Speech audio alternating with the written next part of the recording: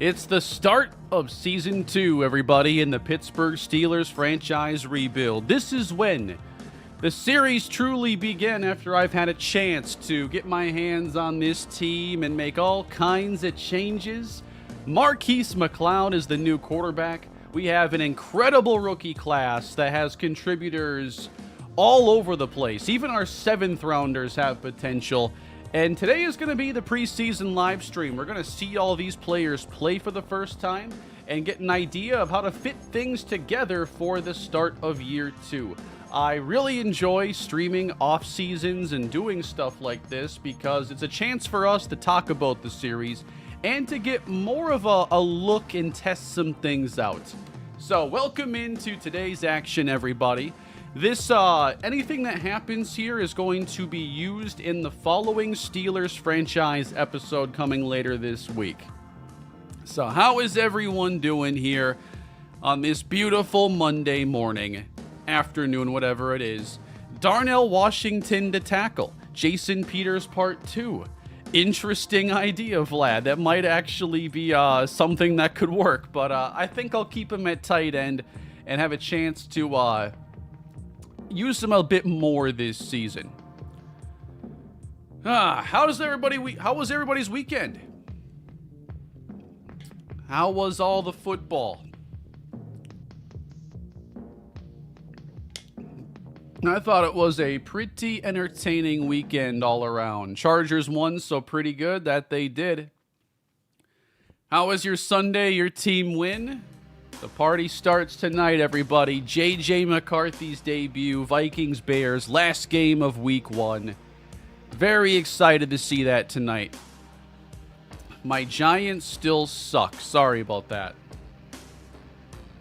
Yeah, I didn't really see any highlights of the offense outside of a couple really good catches by Malik Neighbors and then Cam Scatteraboo catch and run. How was fantasy? I play Superflex, and my Superflex quarterback, Daniel Jones. I chose to start him over Sam Darnold despite being projected for like 4 points less. Because I'm like, why would I want to play Darnold against San Francisco when I can play Daniel Jones against Miami?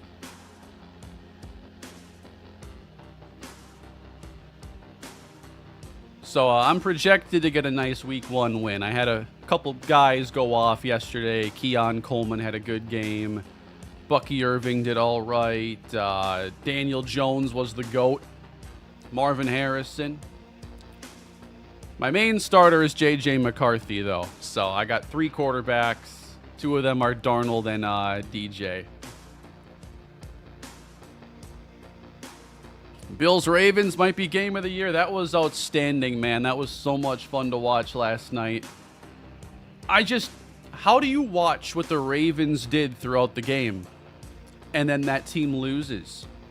All those big Derrick Henry runs, the great plays by Lamar Jackson, and they still, the late game play calling was very, conservative. That jet sweep they ran felt extremely unnecessary.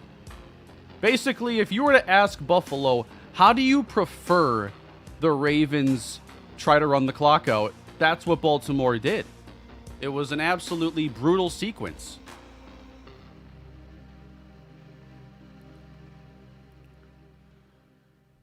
You watch the Ravens when they're on, and for most of that game, they were on, and you're just like, how does this team ever lose?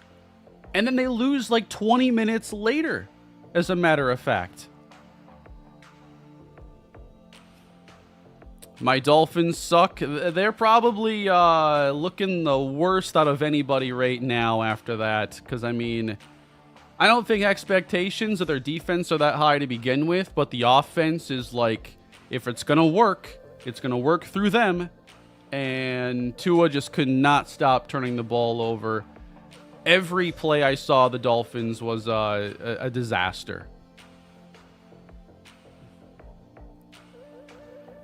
But yeah, great to have football back, everybody. Great to have year 2 in the series underway. Also want to let you know that today's stream is sponsored by Control Freak. The best controller accessories here in the game. Use the link down below. Check out their different thumbsticks. I'm using these. You know, I got the raised thumbsticks for when I'm playing shooters. I like these clutch thumbsticks, though. They are a big upgrade feel-wise and control-wise over the base DualSense sticks. So thank you to Control Freak, and use the link down below and use my code MrHurricane to save 12%. By the way, can you guys see the color shifting on this controller? I just got this one. This is the blue and purple chroma one. I'm not sure this is the lighting that'll get you the best look at it, but it's a really, really cool controller with, you know, a blue-purple color shift. Obviously, that's me all the way. Do I look older? Do I look older, guys? I turned 33 on Friday. Gave myself a little long weekend. I hadn't done anything content-wise since Thursday, so it's nice to get back to it this morning. Got some Arkansas State recorded for you coming tomorrow, and then obviously doing this now, and gonna try to get you guys as much as I can here this week. Turning 33 on December 23rd. That ain't too far away. Right before Christmas. The Tesla catch was really good. That was sick. You could say with hands like that, he's a control freak. Absolutely. That was the one highlight the Lions got. Oh, happy late birthday to you, Bradley. That's cool. Any suggestions on making CPU versus CPU custom playbooks? You know what? That's a good segue. That's a good segue. We're going to take a look at what I've done, because this morning I got on and the first thing I did was I started making my new playbook, my new game plan for Season 2, because I'm switching playbooks, so I'm starting completely over. So we had Steelers 1, now we got Steelers V2. And basically, if I had to give you ideas for, you know, how to set these up, first I would make sure that the stars, which indicate how likely plays are to be called, are all 1, so they're all uniform. Because by default, you'll have some at 4, 3, 2, half, and it's way easier to just look at everything equal. That way you know, like, if there's 20 plays, 10 passes, 10 runs, then you can ideally project 50% pass and run. But I think in CPU, you keep it simple. You don't run a lot of weird plays that the CPU can get into big trouble on. You try to keep them grounded. So, you know, our first down game plan is not all that extravagant, but it is customized. There's some play action in here, some good quick game, and very little spread. So, I mean, go through, even those out. Sometimes it's good to get rid of some of these duplicates. Like here we have all these 4 verticals, and there are minimal differences to them. Like I'm going to delete this one here. I'll keep these because it detaches the tight end. It's a slightly different look. But, you know, I think just don't call like a bunch of weird stuff the CPU is going to make mistakes on. And just call what you like and what you know. I got to go through and clean up a little bit more of this probably, but I spent a good like 45 minutes on this morning. At least getting us a base that we can run preseason games with. So we're going to get to the games here in just a moment. Do you record your voice live or voice over for your Marlins franchise? Everything I'm recording these days is now live commentary. I think that it's become my strength, when before I certainly liked being able to do post commentary. It was more polished. I could have multiple attempts to do certain things. But the second channel has always been live. The main channel has just recently shifted to live, and it's been a really smooth transition. Yeah, I have to get a long snapper, actually, but there weren't any in free agency, so I have to wait. Washington signed 3 of them, so we are limited right now is all. So, I saw feedback on the last Steelers episode to change McLeod's number, that the Steelers aren't using number 0 or don't want to use number 0. We're going with 11 for Marquise McLeod. And today, the most needed thing is to just see, what he does well, what he does poorly, so we can set up the offense for him to hit the ground running. Everything's a work in progress, but he starts with pretty solid ratings across the board. And we are going to give him a field general upgrade. This was earned with the training that I did. So +1 to deep, medium, and short accuracy. +2 throw under pressure. Let's hope he's the future this team needs. And then we got at wide receiver, Joey Riddick now, number 17, lining up opposite DK Metcalf. These two have a chance to be a really dangerous combination. The speed and acceleration he has usually does not come with this much receiver polish. Jaden, I appreciate the super chat. Hey, Kane, Commanders fan here. We looked good defensively against the bad Giants O-line, and Debo looked good on offense. Need to finish some drives and cut down on the penalties, though. I want to see Debo's touches. I think with the type of player he is, every season you just want to see how much is still there. And I didn't see a lot of his stuff yesterday, but I heard good things. One guy you got to do it with every year too is Christian McCaffrey, and I think he still looks really good. There are plays where CMC, you're like, oh, he's going to get maybe 3 yards, and then he's just so quick, and he can break that first arm tackle so easily. Instead of 3, he gets 9, and he still looked really good, calf injury or not. We got Luis Castaneda here. We could get a look at him. We have a couple changes along the offensive line because I drafted Zach O'Neal, and the plan is to start him at left guard. How we doing, Neil? So, he's not a great run blocker, but he's excellent in pass protection. We're going to see how that fits for us. And at the very least, we can upgrade and see if any of that run blocking gets better. As we'll give him a little, the upgrade only gave him pass protection. So, that's his archetype. That's what makes sense for him. No, we do not want to go underneath the monitor. Oh, we do? Okay. He's trying to go in places he should not because he's a 15-pound kitten that needs to stop.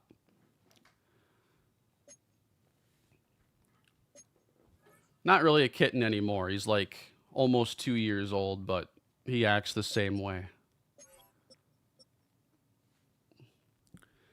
Yeah, I didn't get the other guard because I had traded up instead to get Patrick Stewart. I had to go get a defensive player as well, and the profile on him, man, was incredible. We knew he'd have good speed. Zone coverage, man coverage is even better. Tackling, hit power. That is a Steeler right there. Super chat for the kitty treats and toys. Thank you. Man, this guy's got more toys than he knows what to do with. Always losing stuff under the couch. He knows how to have a good time, though.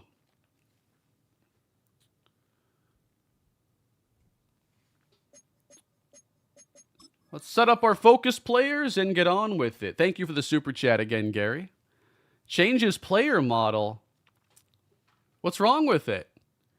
Kane, is user versus CPU gameplay better on All Pro or All Madden? I did All Pro for one game with Matt Sliders and felt it was too easy. For user versus CPU, that always comes down to preference. If you felt it was too easy, then bump it up to All Madden. I think he does 2 sets there so that, it's more accessible that way. Not everybody wants to play all Madden or has a good time playing all Madden. So it really is up to you. All right, so we're going to make sure that we have a focus player in our quarterback. I think that Patrick Stewart also makes sense. Now, hear me out. Does Joey Riddick really need to be a focus player? Because he's going to play a lot. He has hit in dev. I feel like, I don't know, I just could have changed him out for this, but maybe Zach O'Neal needs it a bit more considering he has actual weaknesses in his game. I don't know that Riddick needs it. Quarterback needs it. Good but flawed guard needs it. Normal dev safety, he too needs that. How tall is Joey? I have to double check. Can you stop messing with my cords? He just keeps bumping into the HDMI cord and my screen's going black on my computer like every 10 seconds.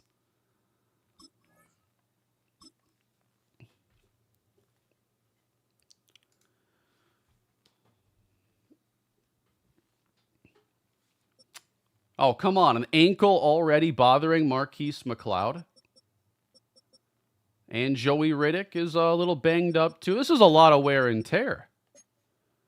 I did download a new update this morning. It wasn't big, and it wasn't a title update, I don't think, is terminology. I guess it's just a simple patch. So, I don't know if we're going to see anything different. We'll find out when we get into the game. Derek Harmon. He's now tasked with helping replace Cameron Hayward. Big shoes to fill. But I think he's more than ready to take that on. He is a Will Fuller type, actually, yes. I'd say more polished, but definitely a Will Fuller archetype player. Or Brandon Cooks.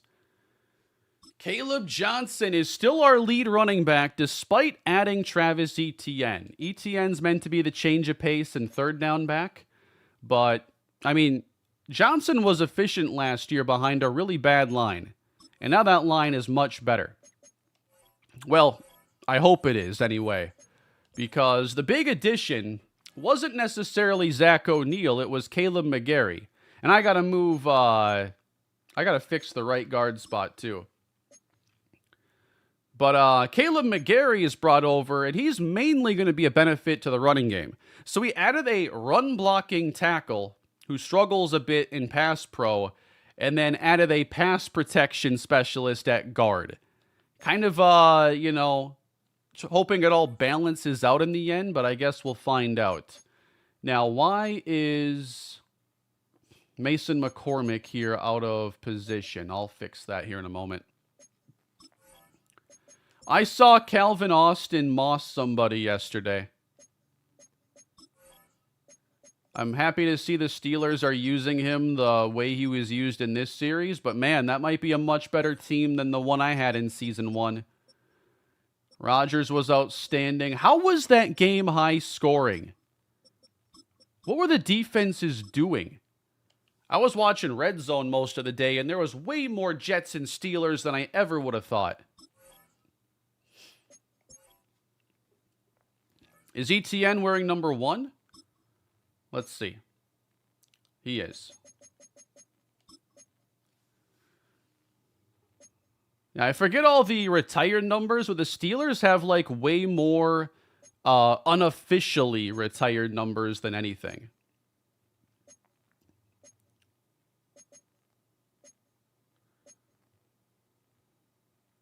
I'm okay with 23. That was Darius Slay's number, I think.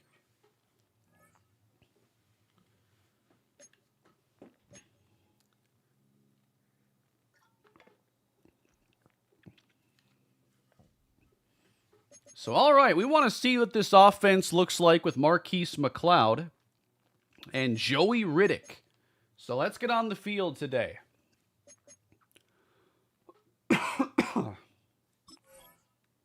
Let me save it too. Which team wins? Current Lions plus Megatron and Barry Sanders, or current day Vikings with AP and Moss? Wow. It depends if yesterday's Lions were the real Lions or not, because that was ugly. They just could not have really looked a lot worse than they did yesterday. Green Bay had all the excitement of the Micah Parsons trade, and Green Bay looked pretty scary, I'll say that. What are the odds of a Pittsburgh Pirates franchise next year? It's certainly doable. I've never seen this ATL intro.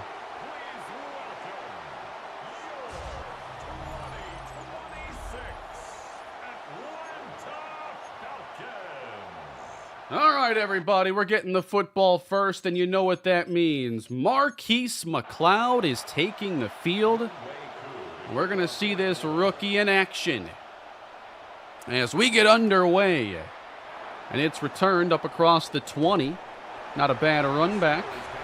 I think that's Brashard Smith. And here we go. Number 11 takes the field.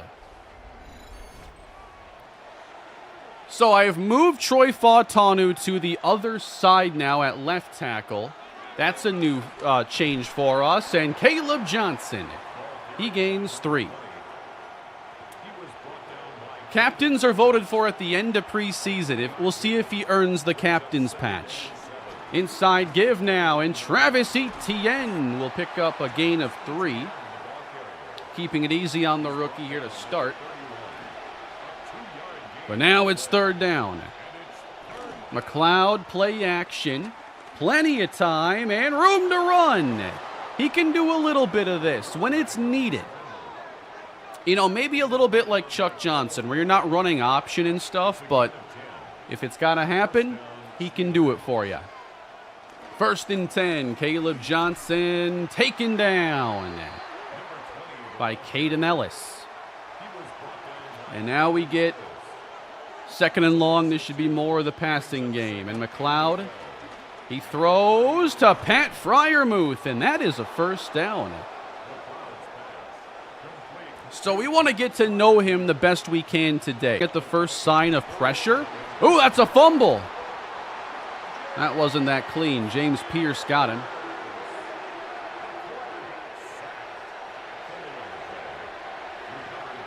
We'll double check the traits for sure. But now a long 3rd down. McLeod down the middle. Oh boy, he's got a rocket arm and finds Pat Freiermuth with it. I want to see some moves in the chat for that one. 1st and 10, McLeod deep drop. Underneath, Joey Riddick catch and run. We've gotten into a couple tricky spots already. Long down and distance. We've gotten out of it. But now red zone. And Caleb Johnson getting stacked up. Injury on the field for Atlanta.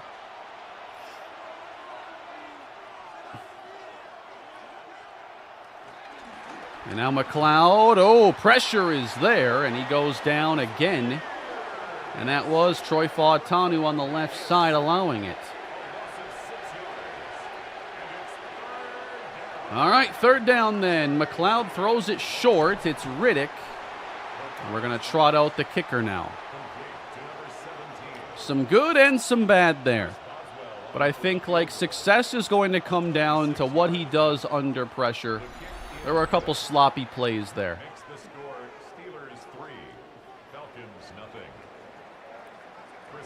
I still have Jonnu Smith, but I honestly am considering trading him. Depending on if we are, using him at all in preseason, if it looks good with the 2 tight end set. I am considering playing Darnell Washington instead as a better blocker. I think I'm feeling pretty good about the Vikes tonight, but we'll see. I think it's a little risky to just assume things when you're talking about a first time playing quarterback. Like, assuming the Vikings pick up where they left off is skipping a few steps. I have questions, how fast JJ hits the ground running. I have questions about the secondary because the cornerback room is very thin unless Isaiah Rodgers is better than expected. And the same true for Jeff Okudah because Okudah's their third guy.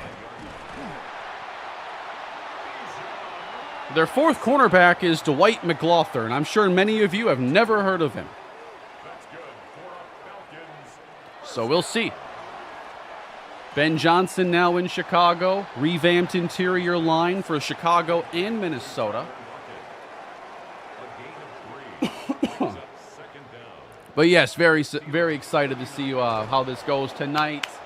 Highsmith in the backfield. It's third down. Yeah, I hear that Brian Flores really vouched for Isaiah Rodgers. That was his guy. And that is a sack fumble. They recover that one. T.J. Watt and Alex Highsmith make an impact there as we'll get the ball back.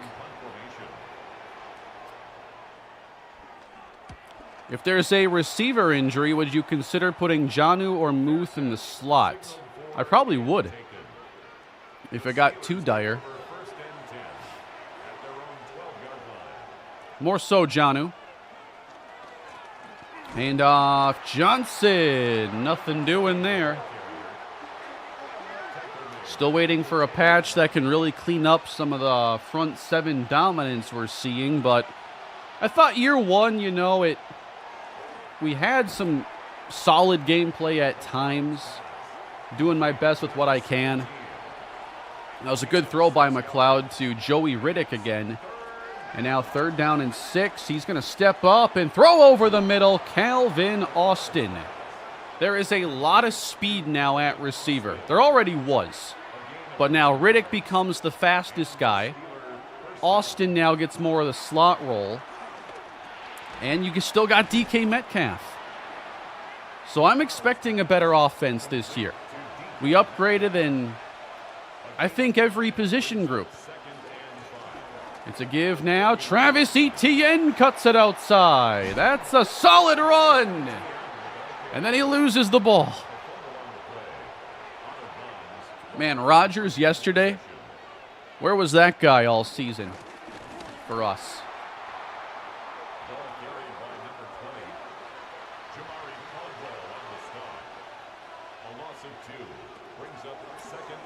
Second down and 12. Metcalf, hard to bring down. I don't know how he gets 9 yards out of that.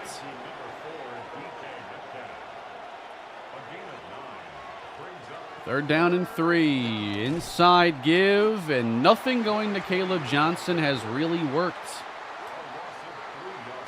So that might be all we get from the starting offense in this game. I'll do some super simming, and we'll make sure to cover all 3 games today. And we'll watch backups that I feel like we need to see.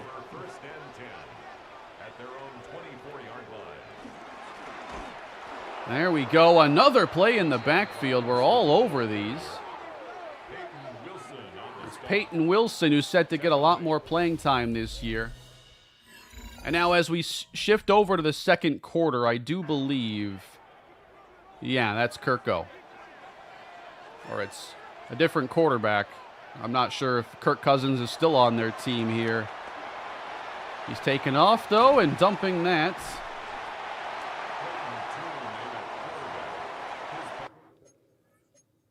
It's Clayton Tune. All right, so let's take a look at the backups then. Marcus Mariota becomes the QB2, but I do want to get Will Howard more playing time in this role. And then Brashard Smith, I think he'd become the Travis Etienne backup. You got Roman Wilson, Jose Lopez. We have a few receivers here fighting for the bottom of the roster. But maybe I could add a couple more because we don't have many others. Jonnu Smith might actually play some receiver. So for this first game, I'll just make sure Riddick gets a few more snaps. And then in between games, I'll add somebody else. Broderick Jones. Yeah, I get Zach O'Neal more snaps. Josh Myers. Let's get Netane Muti there, and then Calvin Anderson.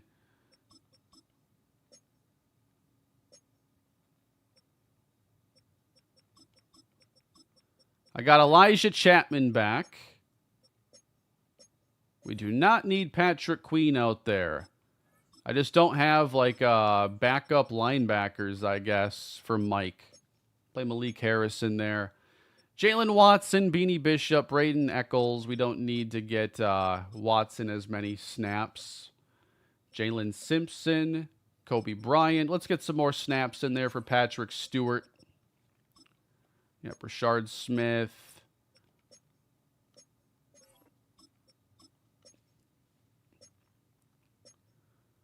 Just making sure this is all set up optimally. Go trade for Efton Chisholm. Man, he tore up the Vikings in that game. Could not cover him. Wow, these sub-linebackers got to get changed out.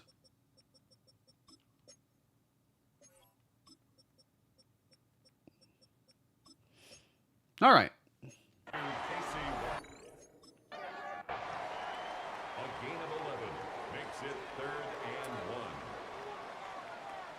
Oh, thank you. Yes, this was a shirt I got for my birthday. This is a really, really cool one. I actually, I need to get more Vikings and Twins stuff. I don't have that many.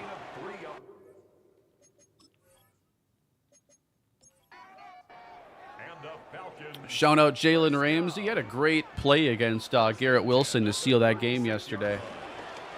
In the backfield, we are there. Wow. Daquan Jones? I thought I removed him from getting too many snaps here, but on second down, underneath, and complete. We'll watch a drive here with the backup defense and then the offense, and then probably not spend too much more time in game one. He's got some room on the outside now. They're across the 50.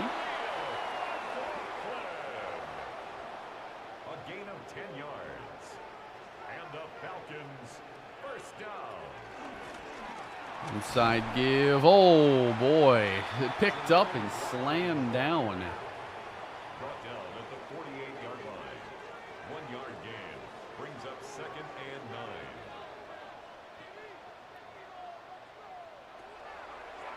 Clayton Tune. That almost looked by design as he took off there. He was taken down behind the line of scrimmage. A loss of 1. It's now third down now.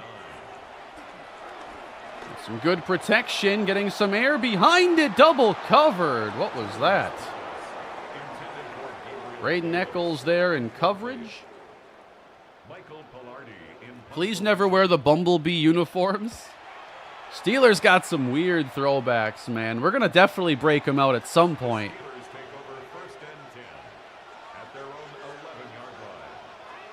Well, let's see Will Howard now command this offense. Fake to Brashard Smith. He's going to step up with plenty of time, and now Howard runs it ahead. Okay, he gave himself up. What is this? He's brought down at the 20-yard line. It's a gain of 9. Brings up 2nd and inches. Well, that's a jet sweep and a somewhat successful one. That's Jose Lopez, I believe. Tackle made at the 21-yard line.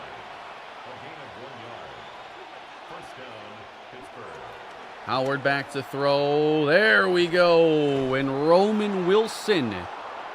There's a guy I'd like to see show us something as the wide receiver 4 going into the year. Howard now over the middle. Not bad. Hooking up with Riddick. I want to see that first play, though. He gets to just run straight down the field and have the ball thrown his way.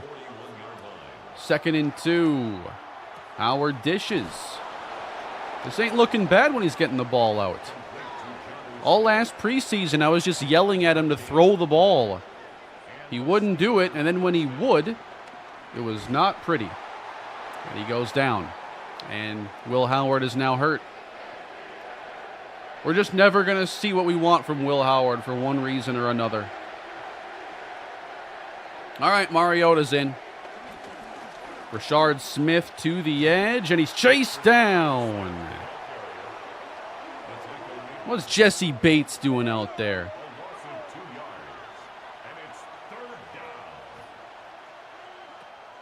All right, Mariota, 3rd and 20. Bails out of the pocket, lets it fly, cross the field, and it's intercepted. That is not the throw of a veteran quarterback. Oh, or is it? Pass interference on Atlanta. We are going to break those out, Nathan. They got interesting throwbacks here in Pittsburgh for sure. Flag down again. Now it's on us.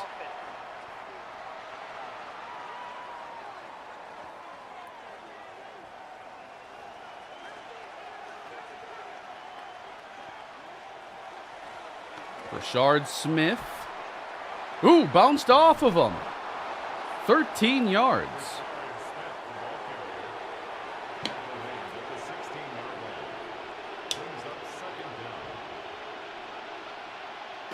Mariota revenge game? I didn't even think about that.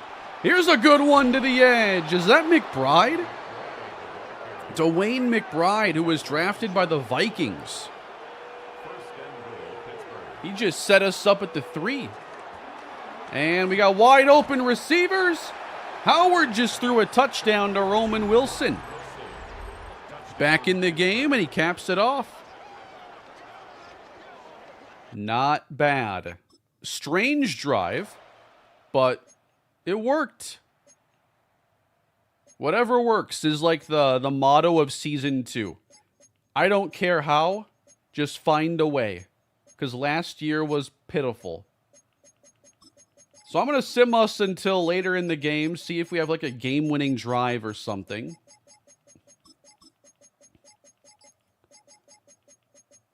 Let's see, Atlanta. Ooh, a touchdown, and now we got it with 5.5 minutes to go. Let's jump in.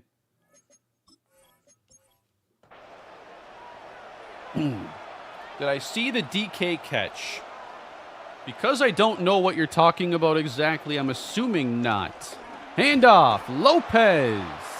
That was successful.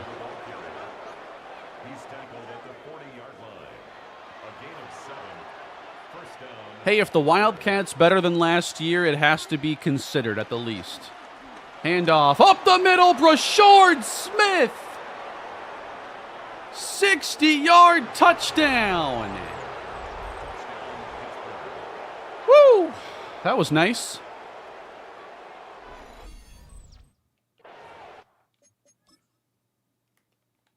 How did that happen? Oh. Linebackers run downhill directly into blocks. No one's left. We'll take that. Yeah, look at their play call. It was 3 linebackers blitzing. Very boom or bust play call there, guys. We missed the 2-point try. So now we're going to see if the defense can close it. Oh, I did see that one. Yeah. Clayton Tune. 3 yards. I did see that play. That was a strange one. Yeah, when I was thinking of like an amazing catch, I was thinking more of like a cleaner play. That was a very messy one that he managed to fix. Good pressure put on that time. That was Elijah Chapman. I don't have my Telestrator right now. I have to use a different program to stream and get some features that I want. My other software has the Telestrator. That pass is dropped by Le'Veon Bell or whoever 26 was there. 4th and 7. Clayton Tune. He's going deep, and it's broken up. Not bad.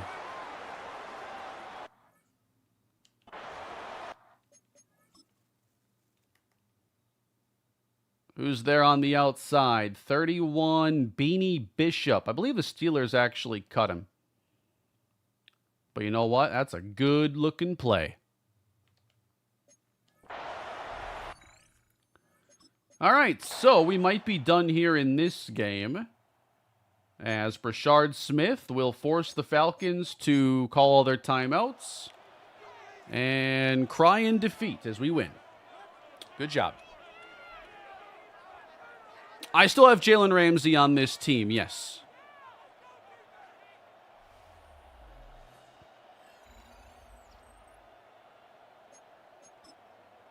So we had McLeod 8 for 8. Howard 11 for 14. Pretty good quarterback play from us. Brashard Smith, he stands out even beyond his 60-yard touchdown. And then, okay, we give a big game to Gabe Davis. Roman Wilson, 4 catches, 4 for Joey Riddick. How about Malik Harrison, 10 tackles. Daquan Jones against backups. Probably an unfair advantage for him. Yeah, that first touchdown Fields threw to Garrett Wilson, that was really nice. And the balls Fields was throwing, man, he looked like he had a really good game. That was probably one of the better games I've seen from him in quite some time. +6 finesse moves? Excuse me? All right. Every 34-year-old, 320-pound defensive tackle develops their finesse moves, okay? It happens every year. And let's move on now to week 2. I have to add a receiver or two so we have some more backup options. That, and I don't really need to see a whole lot from DK. So these are just going to probably be practice squad players I end up signing here. So in that case, I'm going to sort and look for some route running. Nate Cowan, 76 short route running. 5'9", 187. Nate Cowan is going to join the team. And then I'm going to sort by spec catch. We're going to see what's there.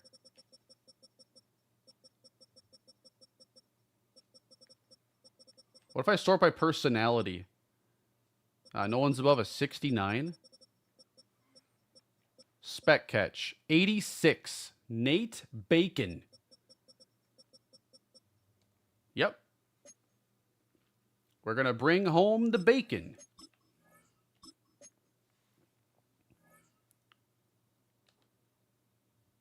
And get ready for game 2. Yeah, Jalen Coker couldn't play that previous game, so that took away a chance for him to show us anything. Rookie OTAs storyline. Y'all ready for this one?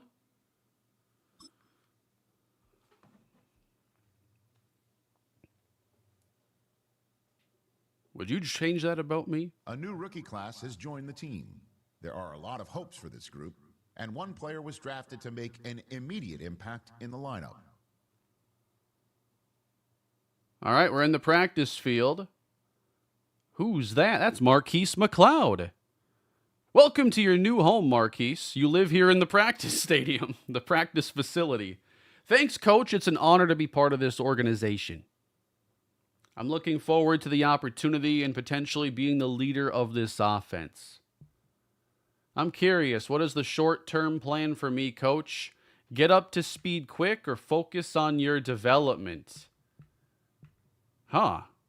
I could go either way here, but I guess development? I mean, they both make sense because he's going to start week 1, but we also have to think about the long term. What do we think? Focus? Yeah, let's focus on development. We don't want to talk short term for you. We think your potential is limitless. If we give you that time to grow, learn the playbook, befriend the vets, keep improving, and I promise we'll see some big jumps by the end of the preseason. Take it slow and do it right. Got it, coach. I'll keep my head down and touch base after camp. Excited to see what the future holds. All right. We'll see where that ultimately goes. Marquise McLeod is looking like the next face of the franchise. Yeah, give me that.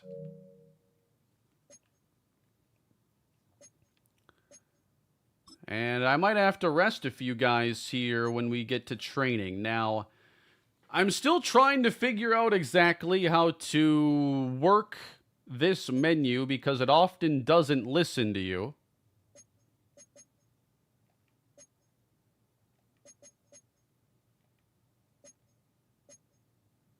But we'll just have to see if it does this time. I don't know if any patches, anything got changed.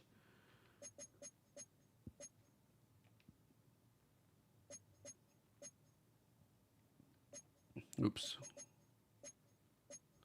We're going to rest Jalen Coker. We'll tell DK to go half pads, Calvin Austin to go half pads. Everybody else can go full.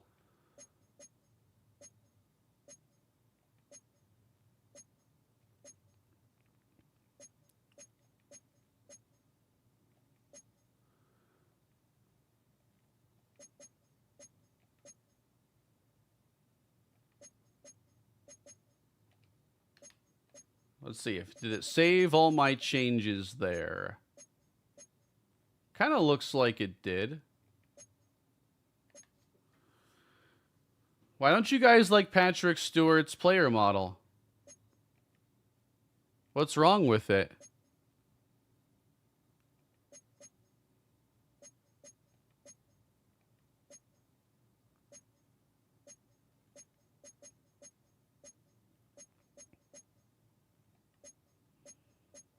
Yeah, maybe I add a linebacker or two to the roster because we're pretty thin there.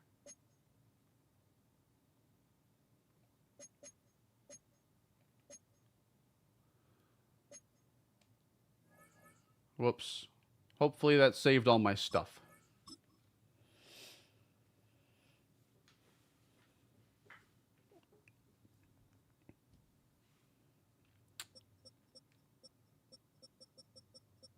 Might actually get Jalen Coker on the field this time around.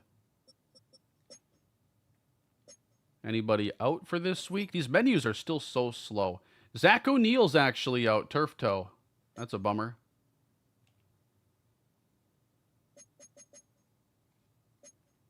Yeah, let's go add a linebacker now.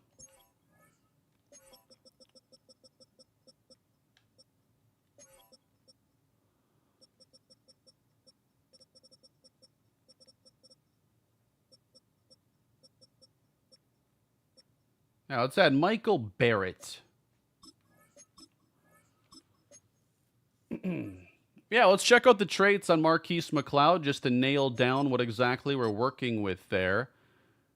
I thought he had really good traits, though, when we were looking pre-draft. So, he has the risk-taker trait. He will tend to force the ball downfield and throw into tight windows. He has cannon, so he throws a lot of bullet passes. Eyes up. Quarterbacks with this trait will keep their eyes up when moving towards a line of scrimmage, waiting longer for plays to develop before scrambling. Setup time. QBs with this trait will tend to set their feet before attempting a pass. Panic button. Quarterbacks with this trait will have a tendency to force passes when facing pressure. Steering clear. Players with this trait will attempt to avoid hits by performing slides, give-ups, or running out of bounds. And he will cover up the ball on big hits. Okay. You can just choose to add traits here. Why is that even there? I forgot to check out this whole menu because they added a bunch of that here for this game. I was mainly looking at the stuff pre-draft, which was like the same information we tend to get.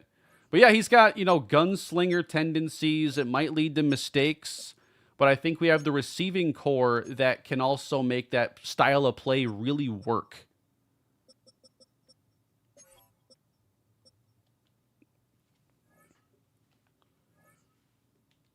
And I still think that he's, like, got the Ben Roethlisberger skill set.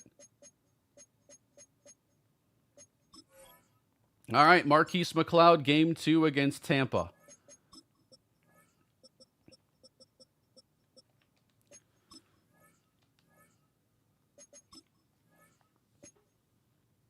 I'm going through some classics here. I don't even know what to call these.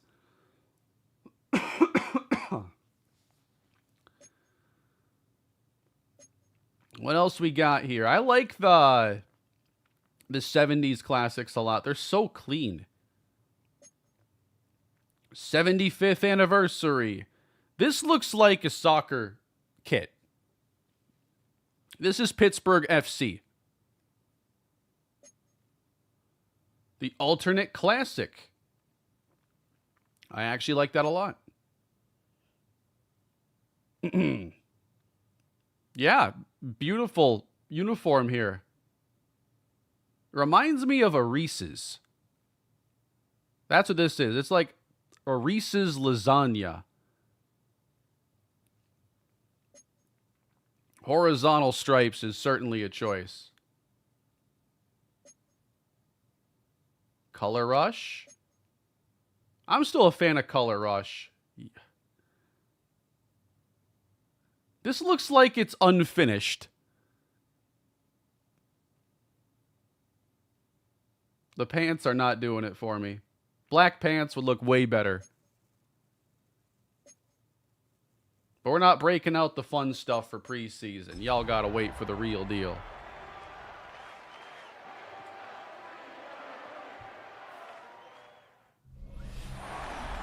Color Rush is cool, except for that one game where colorblind people couldn't even watch. What was it, like Jets and Bills? It was red and like all red versus all green.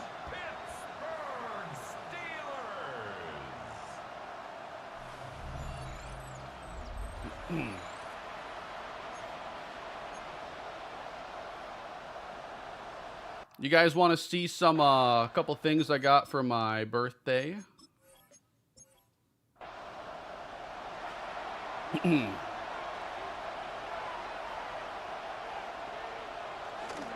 As we get the game underway, facing a good Bucs offense. This will be a fun little test.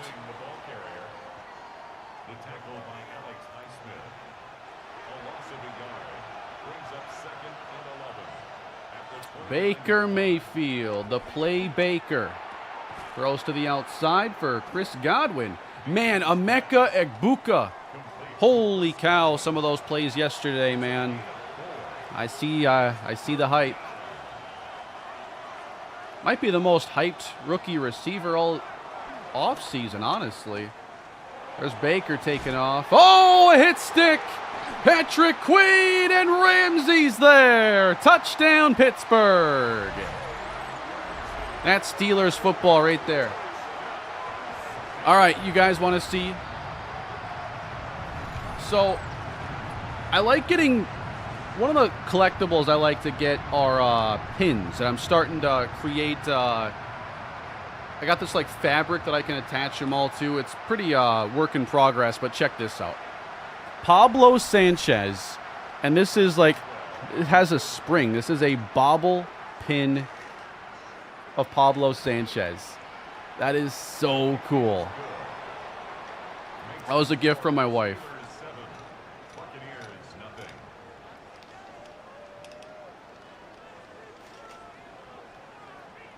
And then, we got any Balatro fans in the chat? The Balatro deck of cards. I really wanted to get this. I'm trying to keep the box and the cards all in like really good condition. It's a really stiff box though right now.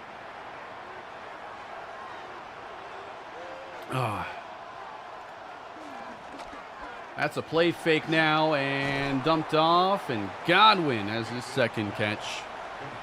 Oh yeah, W wife all the way.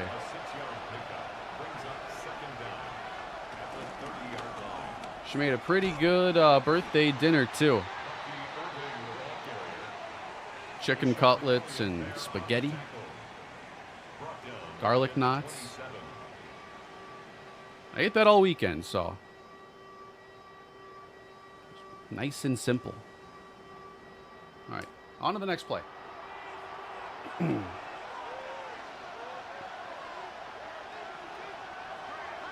Blitz coming.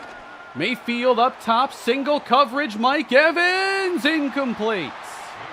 Covered by, I think, Joey Porter.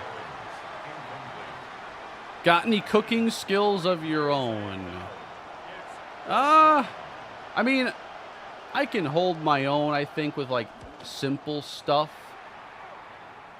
But as far as, like, making any impressive dishes, I'm not sure that I'm capable of that.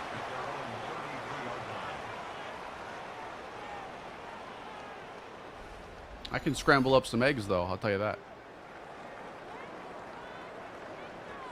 I'm still trying to open this box, by the way. I've only opened it one time. McLeod, hands off. Can we get Caleb Johnson positive yards today? That's the new goal. Oh, I'm grilling tonight, though, guys. I'm grilling some chicken and some burgers. So it's my turn. Marquise McLeod dumps it outside for Pat Freiermuth. Gain of 7.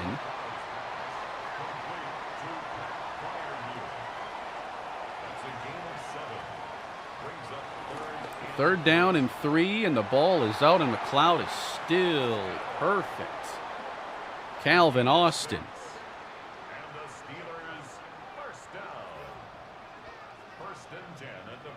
Thank you for the super chat, Jaden. 1st and 10, and Metcalf now working out of bounds. Any romantic advice for a single 22-year-old male?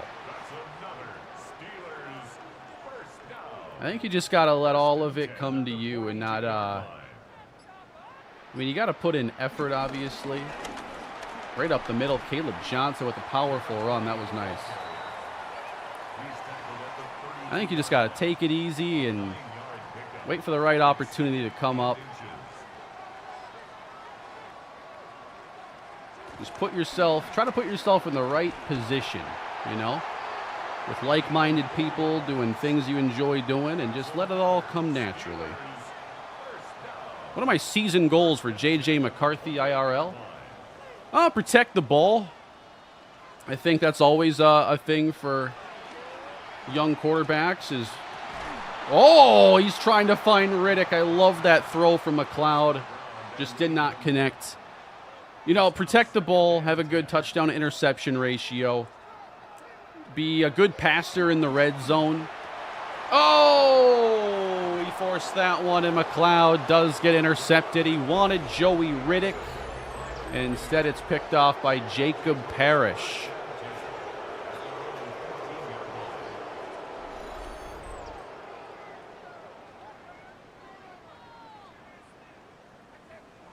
But yeah, the Vikings have had such a good thing going on. I just want to see if McCarthy can easily fit in, you know? I don't think that in an ideal world the offense changes significantly for him. But how about you add just a good running game and let him fit into everything you do well in the passing game, and hopefully it's smooth, but, you know, it's tricky getting a new quarterback involved. I don't want to just assume that it's going to be simple, as Patrick Stewart is in the mix. McLeod over under 13.5 interceptions this year. Ooh. I'd say under, just because we might run the ball a lot. But I could see like a 24 touchdown, which might sound like a lot after last year. Maybe 20 touchdown, 12 interception season. I could see that.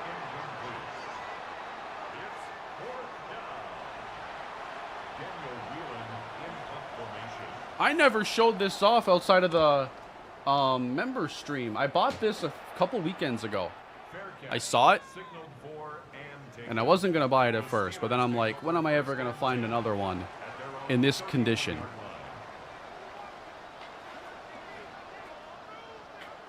Any OG Xbox 360 fans in the chat? Is Joey Riddick. Takes it upfield, gets the first down. Look at this Master Chief Legendary Edition. Halo 3. I didn't even realize it came with the game in here at first. Helmet comes off. Oh, he's turning it up. It's Jonnu Smith now. And a nice pickup. McLeod's moving us down the field.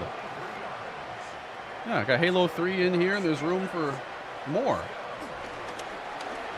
Picking up pressure. McLeod at the sideline has Pat Fryermuth. You can't put it on, no, the base. It slides onto this. So it's not meant to be worn.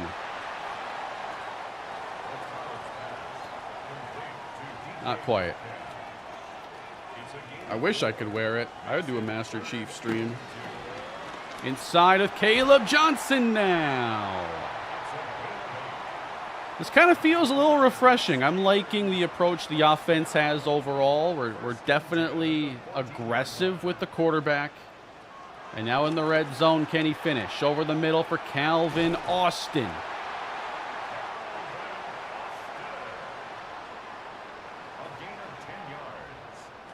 McLeod hands, and this is a touchdown run for Travis Etienne. Pittsburgh caps this one off. Where did you find that? At a half-price books. Every now and then they have like different gaming collectibles in there. First time I ever saw something like that. And by the way, that thing is like in impeccable condition for 18 years old. I can't find any scratches, chipped paint, or anything.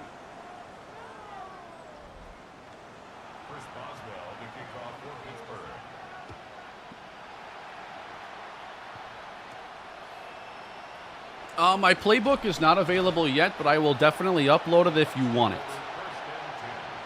And keep in mind that I'm probably going to keep updating it, but if you were to want the playbook I have now, just know that it's the Kevin Stefanski playbook. I did add some plays, but I only added plays to formations that already existed in the book. And then I adjusted the game plan. I gave it a little rough draft. There's still more work I have to do on it. Another vid. Probably here in a couple days. I might have to do the occasional 2-upload day, I think, to meet some of my goals here. Well, I have 3 series going. Ooh. Nearly intercepted Beanie Bishop. Defense is giving these guys a lot of problems. You play Helldivers? I do. I didn't buy the ODST pass yet. I probably will. But I really want to get the Halo weapons on there. Yeah, I've been playing a little bit of Helldivers lately, but then Gears Reloaded came out. I've been playing a lot of Gears of War. I've been playing a lot of Expedition 33 still, trying to beat that.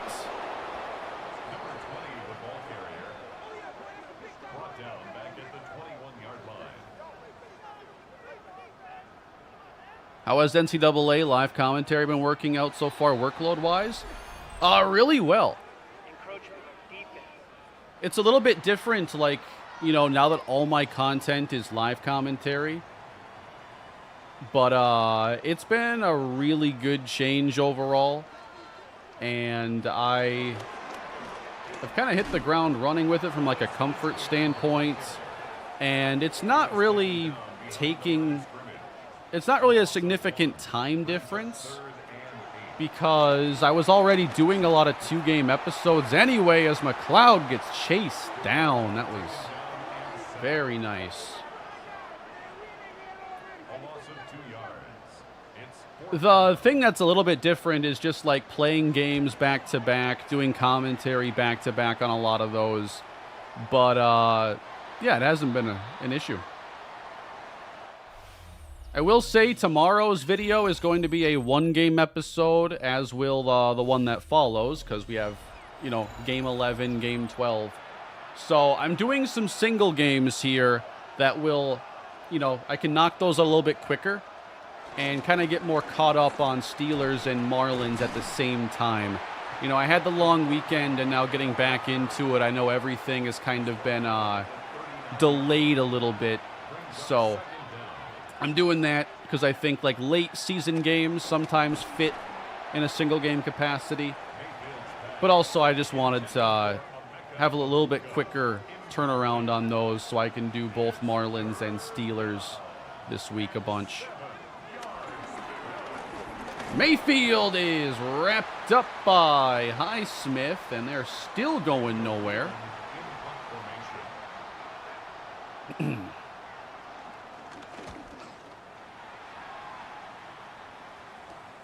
catch, signaled for and taken. The Steelers take over 1st and 10 at their own 17-yard line. Do you guys think I could play a full game on guitar? Not much there for ETN. I couldn't do it with this one. This is my 360 guitar. One of them. But I have a Rock Band 4, or I have a Riff Master for the PS4. Ooh, Metcalf. I wanted to see that play tried out. It's not going to be called very often. Brought down back at the 14-yard line. Has channel performance shifted at all? This one's dumped off. All the videos have performed well. I'm really happy with them.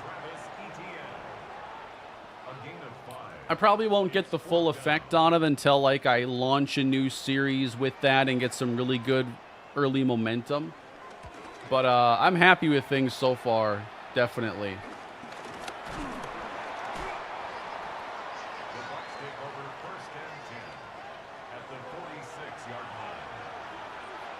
And the metrics are a little bit different when the videos get like almost twice as long in some cases. But as far as like, hour-long videos, they are performing really well. That's a laser beam, Baker, incomplete. Who scores tonight? Ooh. Who scores touchdowns tonight? Give me a Jordan Mason. I really want to see the Vikings run the ball better this year. They revamped the interior. Jordan Mason, I think, is going to get a lot of run in the red zone, as they'll probably want to keep things a little bit easier on JJ. So give me Jordan Mason. I'll give you 2 players on each team, assuming we see multiple touchdowns from both sides. I think Jordan Mason scores. I think Justin Jefferson scores. And then for the Bears, I'm going to probably go, I'd say, I'm going to keep it at receiver. DJ Moore and Rome Odunze. I think the Vikings can match up a little bit better with Colston Loveland. I imagine that's going to be a lot of Josh Metellus. Ooh, big run there, Caleb. No Harrison tonight. He's out. I could see Odunze hitting a big play.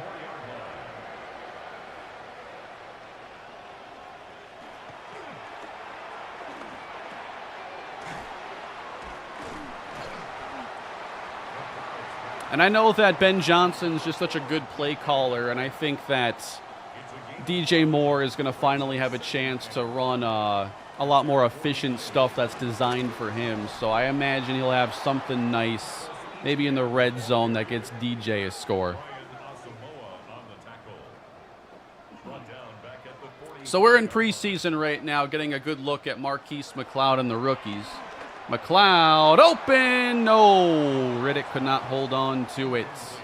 He wants a flag. It's now 4th down. Stay low or possible shootout? I think a shootout's possible. Oh, that was weird. But I'm also expecting the Viking defense to look pretty good, but we'll see. Ben Johnson's familiar. I have some questions about the Vikings secondary. Bucky Irving. Oh, my God. 90 yards.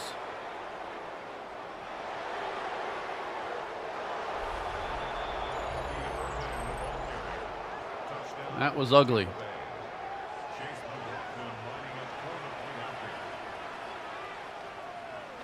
What's the over-under tonight? I would predict, I haven't seen it yet, but I would think like 45.5, something pretty average.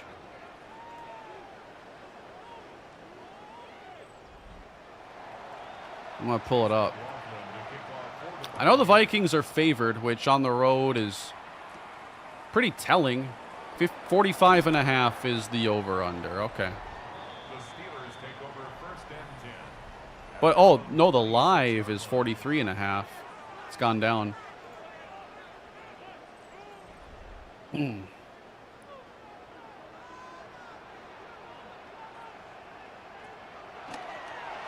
That's a laser beam from McLeod. I love the velocity on his passes. He's got a nice fastball. And now Etienne making a move, and he'll dash ahead across the 40.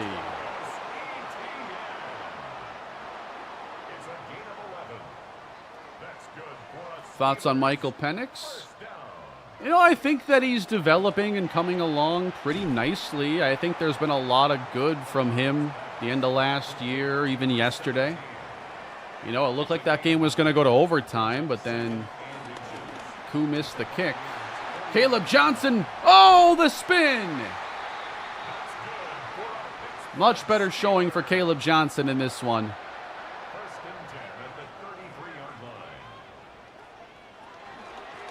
Inside, and Etienne. 8 yards. This offense does seem very refreshing. I like the play calling, the way we're using everybody, including Pat Freiermuth. I'm probably going to double check some of the 2 tight end stuff. I'd like to play a little bit more in that personnel than we are.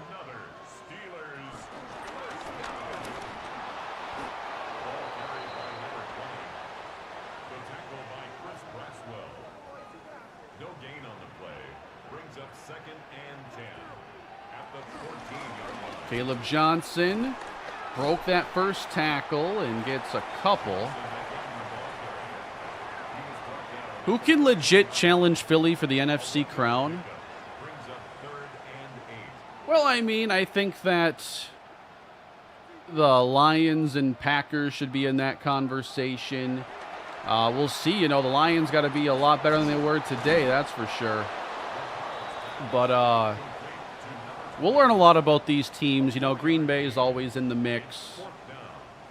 And now they got Micah Parsons, so that's going to be a huge boost for them defensively. He didn't even play that much yesterday, honestly. That play he chased down Goff on, though, was terrifying. Makes the score Steelers 17, Buccaneers 7. I don't think the Bucs, you know, I think the Bucs are in that conversation. They're a really solid team. I believe in their offense.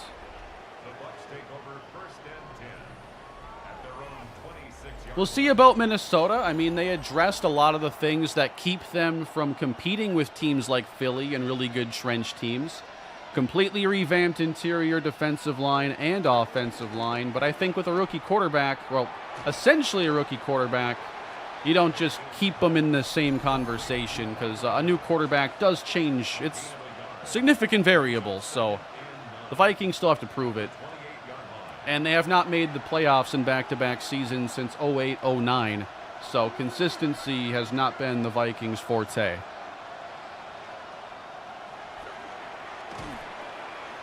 I didn't get to see a lot of that Raiders-Pats game. When I woke up this morning, I'm like, that's the one game I can't even remember who won it. But it was the Raiders. As Baker delivers outside. Beautiful. I think I saw Trey Tucker have a nice touchdown, was it?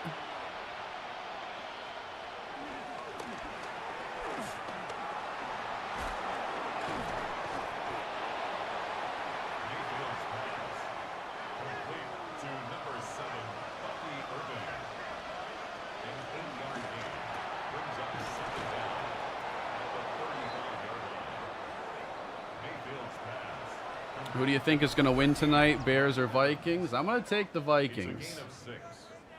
First down. Slightly biased, of course, right? I'm excited to see what KOC and Flores got dialed up, though. JJ's debut, man. 4 hours away. Cannot wait. It's a gain of 8. Tonight? Second and 2 at the Steelers' 20-yard line.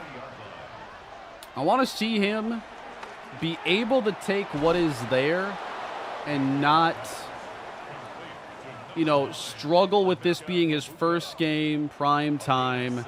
I don't want to see too many, like, first game jitters, and I wonder what KOC does to try to coach, you know, around those first couple drives to settle him in.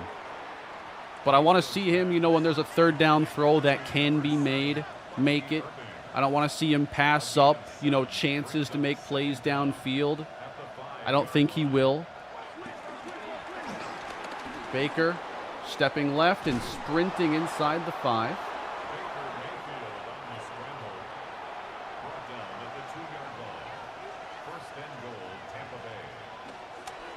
I mostly just want to see him play under control. Like, maybe he makes a mistake or two. Maybe there's a pass that gets intercepted, but that's not really what I'm focused on.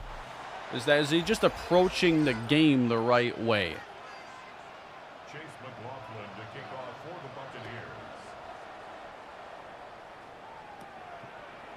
Justin Fields looked good for the Jets. Yeah, that was a very solid first week performance, I thought. At their own 29-yard line. Especially against the Steelers defense.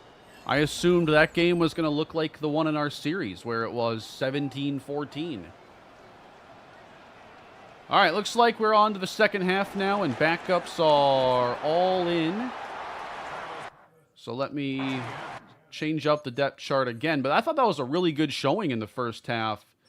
Got to see some good from Marquise McLeod. Also saw a mistake, but the style of play he brings, that'll happen from time to time. We just need more good than bad.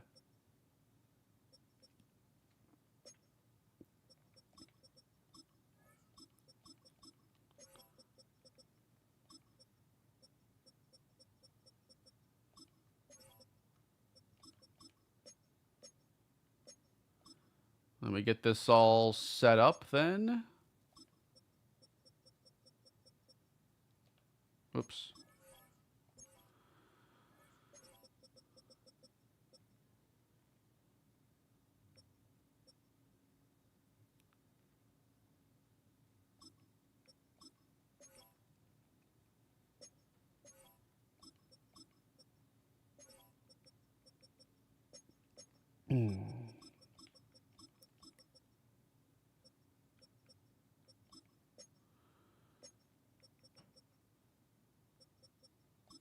Michael Barrett. I just signed him.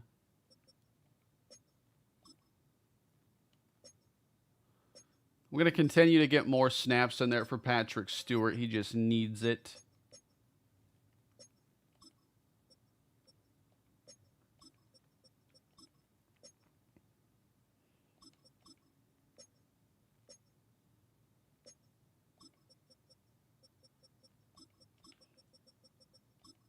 Definitely want to see more of Eric Brock. That was the rookie defensive tackle I had selected. I'll make sure he's getting a fair bit of these snaps.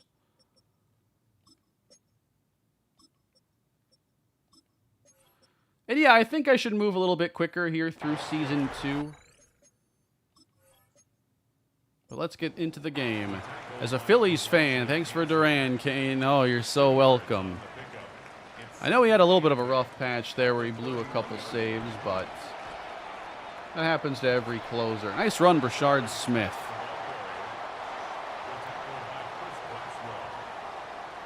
Yeah, numbers still look excellent on the season. This is going to be a run, and Smith breaks the first tackle. Ooh, he didn't get it. With the Phillies, he has 11 saves in 15 games. He's only allowed 2 earned runs in 12 and 2/3 innings. A .77 FIP sounds pretty good to me. He has not walked anybody or given up a home run. That is such a great addition for a team You know, preparing for October. That's such a boost to have a guy like that. He is one of the best. Oh, I missed one? Thank you, Video Game Nation, for pointing that out. Aaron Rodgers turned back the clock yesterday. He sure did. That was some vintage Aaron Rodgers, man. Thank you, Nate. And thank you, Braden, for the super chat. Obviously, you don't want too much target competition, but maybe a trade for A.D. Mitchell as a good receiver 3 if injuries happen. Yeah, that's the kind of player I would be interested in. I think Roman Wilson has a little bit of that explosiveness and might even be a little more polished. And considering we have such a speedy, explosive receiver core right now, I think that if I add anybody else, I'm looking for someone that maybe gives us a different skill set. Maybe more size or more route running or a more red zone oriented approach. This, everybody, is Patrick Stewart. And you better get a block on him. There we go. Patrick Stewart laying the hammer that time. Look how excited he is for the new season. Patrick Stewart right there. Y'all's favorite player. I saw there were a lot of Star Trek related comments after last episode, but I gotta be honest, I've never seen Star Trek and I didn't know what y'all are talking about. My bad.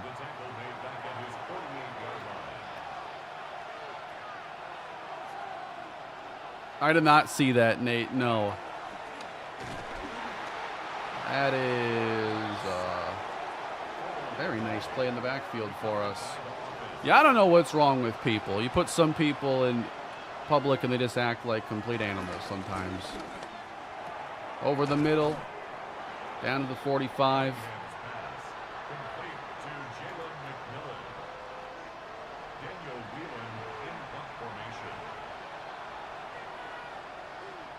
They made it right for the kid, though, right? The Steelers take over 1st and 10 at their own 18-yard line. I do think that Hawkinson could be pretty productive tonight. I think he's going to be a big part of the passing game, even more so without Jordan Addison. You know, he's really the wide receiver, too. I would expect him to receive, 5 to 8 targets tonight. Go-to guy on 3rd down, a way of attacking the middle of the field. Could even be a good red zone option there. Maybe I should have picked Hawkinson over Jefferson for my touchdown prediction, but we shall see. Or maybe it'll be a random guy. Maybe it'll be Ben Urasek. The 3rd tight end will score.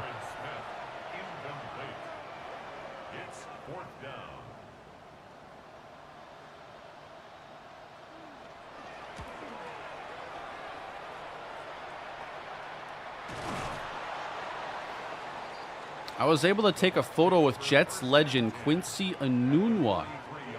Now, he was a guy, man, I would have loved to see if injuries didn't slow him down, what he could have become. I was an Enunwa fan, too.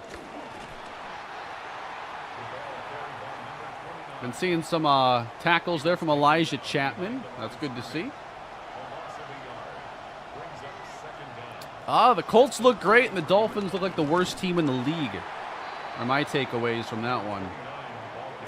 What is Ramsey doing out there?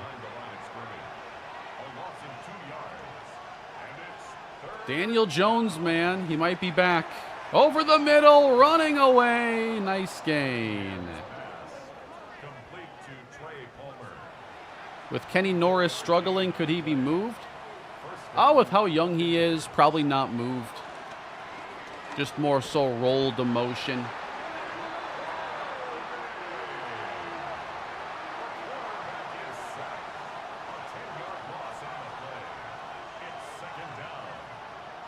We'll launch one more drive here, this one in our next offensive sequence.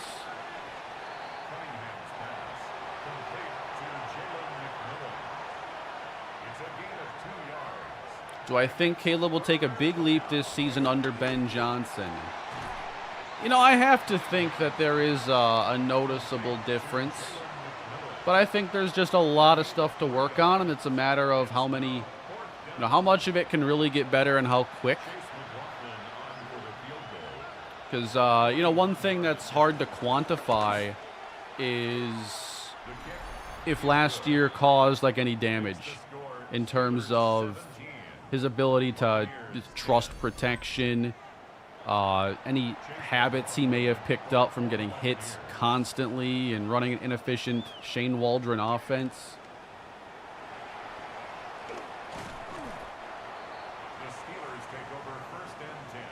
So you hope it ends up being like, Jared Goff and Sean McVay, where Goff looked atrocious as a rookie. He was on a Jeff Fisher team, right? And then Sean McVay comes over and, Goff had his moments there, and then it flamed out and he had to move on. But it did not look like Goff could even be, at his best with the Rams after that first year. Will Howard fakes, and he's going to let it fly, and it's a dangerous ball. Not going to lie, I want you to do another Rockies series. I want the Rockies to be good enough to not have them in the conversation, man. I feel bad for them, those fans. Will Howard's going deep. Another one in double coverage. It's incomplete for Jalen Coker.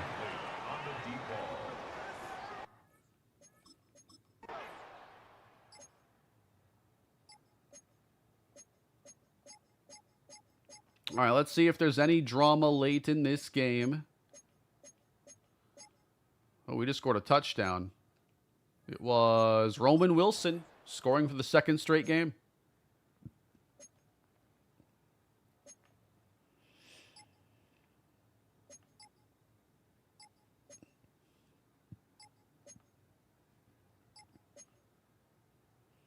Hopefully throughout the year I can knock out some different rebuilds too.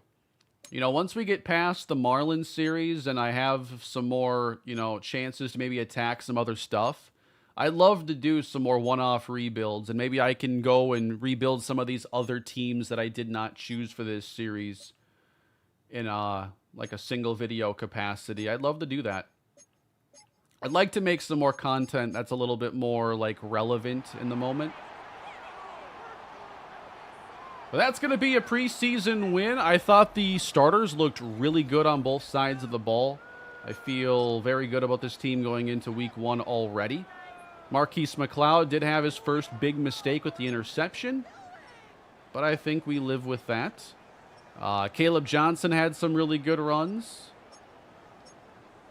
Joey Riddick, 3 for 25. He's been a little bit quieter than I expected so far. Eric Brock, 3 TFLs and a sack. That's a good sign. Really good sign. The D-backs entice you for a series, possibly. If their sell-off gets more intense, maybe. But, I guess for most of the year, I was, just waiting for the Diamondbacks to, become the team they were before. But they're just horrendously inconsistent and then did the sell-off. And we'll see, what's to follow in the offseason. Might be greater projects out there overall.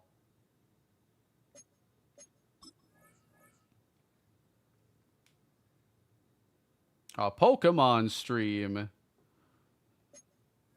I have to set up a third channel for that, and I've thought about it many times. For other types of games that I would post to on occasion, but not focused on it right this second. Would you finally return to head coach 09? Yeah. With this change, the changes on the main channel, I don't want to do series for 12 months anymore. I want to be able to do these series in a decent amount of time and then move on to other stuff. And I'm now doing more 2-game episodes. We're already approaching season 3 in that series. So I feel like I can do what I want to do in that dynasty. Maybe by February-ish, and then move on to other stuff. And I would love if the main channel could be a place for me to explore other games and experiment from like February to July as we wait for new football games. I'd like to go back to old stuff, and I have different ideas that I just haven't had the time to tackle. Things like Kalispell baseball and NCAA MVP baseball on the PS2. Things like NFL Street or an old Madden.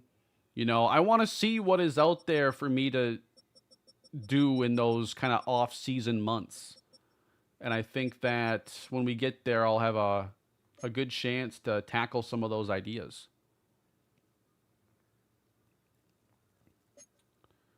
All right, we got one more game. Philadelphia is going to be a really good test for us. I like our schedule. It ramps up. Do you recommend Madden this year? You know, in general, I try not to recommend the sports games just because I don't know, you know, it's a very individual thing if the game is worth it, especially if you played the previous game or it's been a few years. But I will say, like, this year's game is just really unoptimized. Menus are slow. There are a lot of bugs that need to be fixed. New features don't always work as intended. And I think that it's a pretty rough first month overall.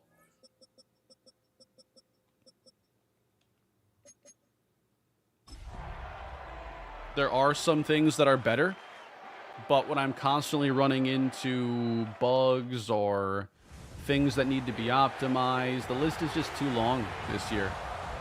OG Blitz the League. You never played the first.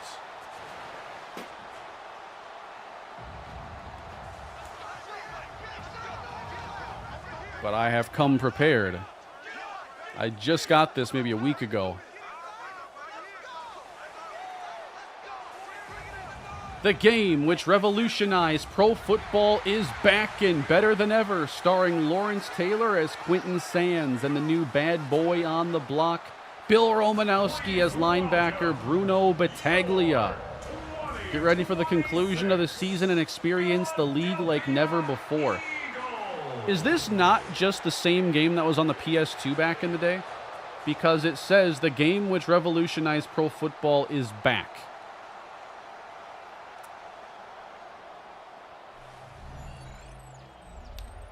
Is the PS2 one different?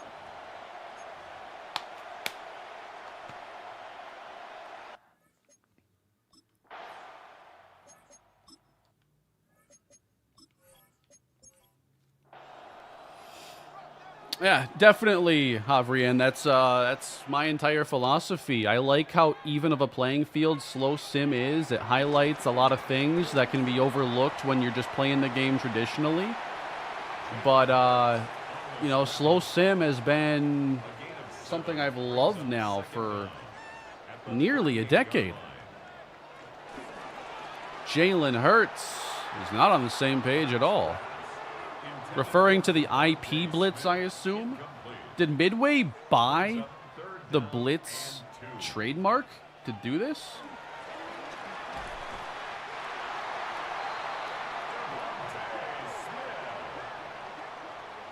Oh, bro, that's the same font.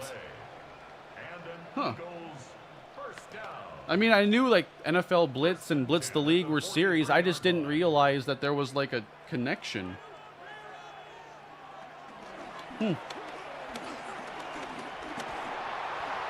right, then.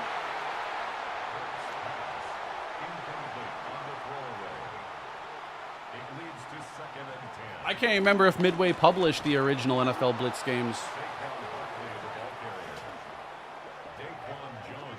Anybody ever play NFL Extreme?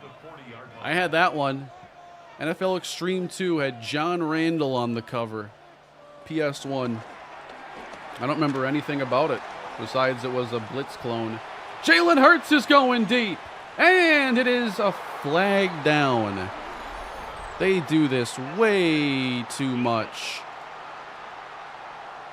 Too many DPIs on these types of plays. Okay, Midway did publish the original. Then it makes sense. I should have known that.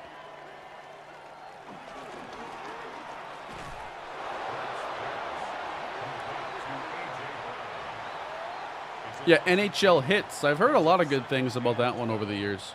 At the 12-yard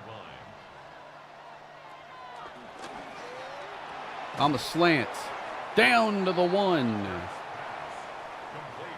And the Eagles are trying to put this in the end zone. They got Saquon Barkley deep in the eye, but it's Jalen Hurts who did not get in on the sneak attempt. So it's going to be 4th and inches. We're trying to stand him up here at the goal line. Hurts will throw. It is a touchdown. Barely broke the plane that time. Rondale Moore. No, the tush push is not in the game. I think that's a flaw as well with Madden. Like a play that's become so big to the Eagles over the last like 3+ years doesn't have a version in the only NFL game.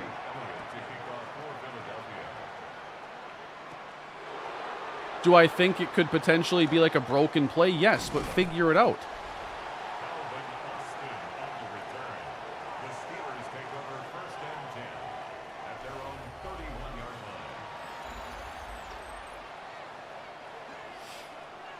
All right, I want to see some more of Joey Riddick. I don't think we've seen a whole lot from him here in the preseason, but this is Travis Etienne.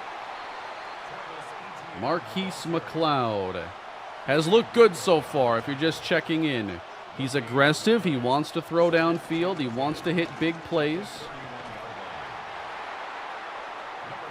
And we'll see what he can do on this 3rd and 9. McLeod fires over the middle. He has a very good arm. Very quick release. Good throw to Metcalf. NFL 2K5 still owns Madden, no contest. In a lot of areas, 2K still has some edges. You know, 2K8 is my favorite 2K game. Wish I had a franchise mode. Why don't I use real draft classes? Because I have a lot more fun with unique draft classes where we can find players that aren't going to be in anybody else's series or in any other franchise. And I think it's a lot more special to have brand new stars pop up and to have our own universe rather than borrow from the real classes. Not trying to, you know, put Arch Manning in these series or anything. Boswell got taken out. I had to turn off roughing the kicker because it just happens way too often.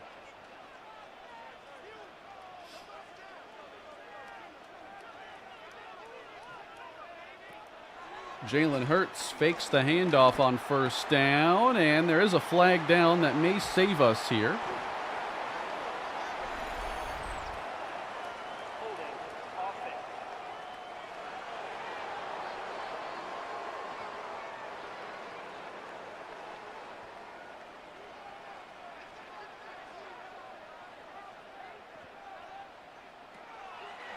Four-man rush.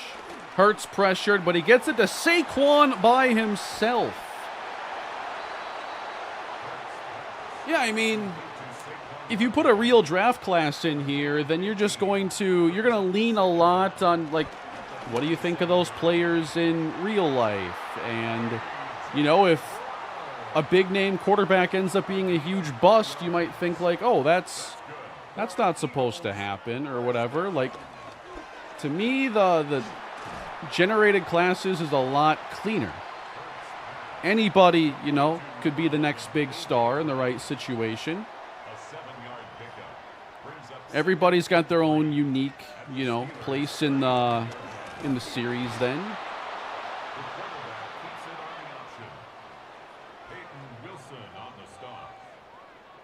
And I think it makes the experience a lot more rewarding and fun when things work out in the end.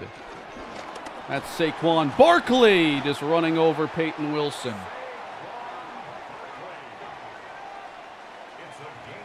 We look pretty overmatched in this one. Yeah, there are a lot of gems in those later rounds. I think in this game more so than maybe in others. It's a good year to stock up on some of those late picks and try to find some of those gems. Jet touch pass, Devontae Smith, and there's a better play for Peyton Wilson. A little bit smaller than Saquon Barkley. Inside, nice, stuffed it. I probably wouldn't redo any Road to Glories from back in the day. I like to move on with new players, and now that we have a whole universe of series, it's easy to grab from series and come up with ideas for other projects.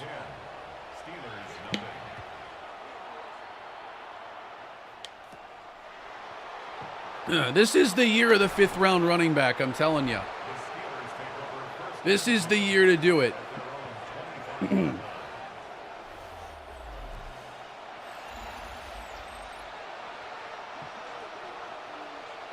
Now, I want to see the starters have a better drive this time around. It's Caleb Johnson, and he is just taken out.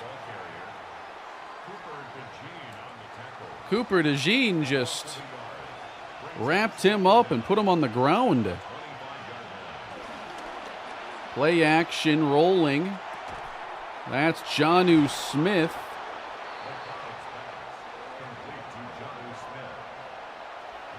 Where's Joey? Let's get Joey Riddick the ball. McLeod slings it into coverage, incomplete for Metcalf. All right, I'm going to skip to our next offensive drive because that's my focus right now. Philly is dominating this battle. How'd we get the ball back? Interception, Jalen Ramsey. Okay.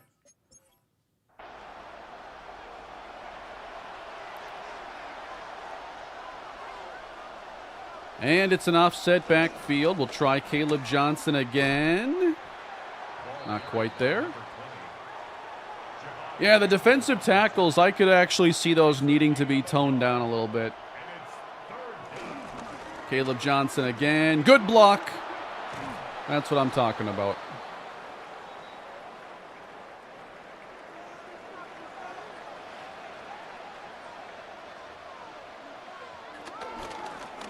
And now downhill more so. It's a 3-yard gain.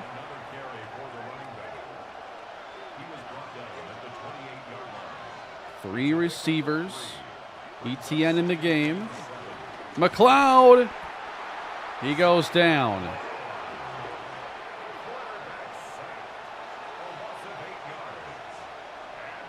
Third down and 15 now. And, oh, there we go. That is why I'm so excited about him this year. That fastball he can throw over the middle. And it's effortless. Joey Riddick there inside. Ball's on time in a perfect spot. How do you defend that? Marquise McLeod to Joey Riddick for 23. Now let's see if we can cap it off. Running this with ETN. There's some space. And he's brought down at the 3.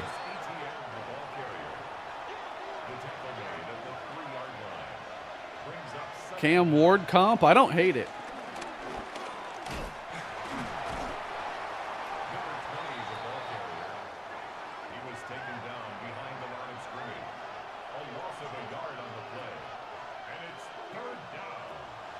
Third and 2. Stepping up and, oh boy. He got into some trouble there. Interception number 2 of the preseason. I thought he was going to throw this to Metcalf, but you can tell it's going instead to Riddick because of the way he dives for the ball. But man, that is a reckless play by McLeod and one that we don't want to see too much again.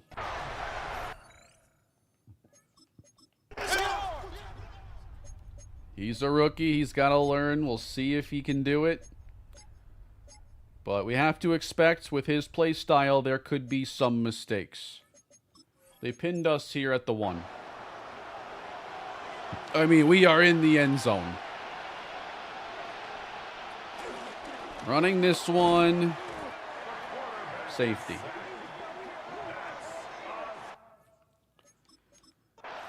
This is a rough showing.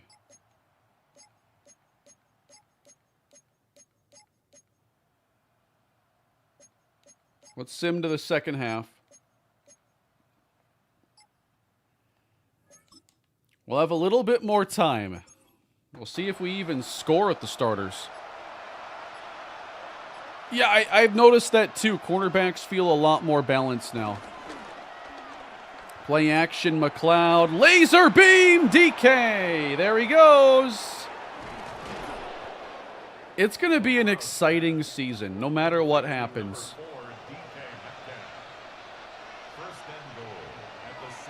That'll work.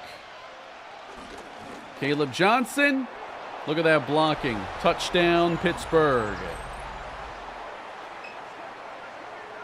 Well done.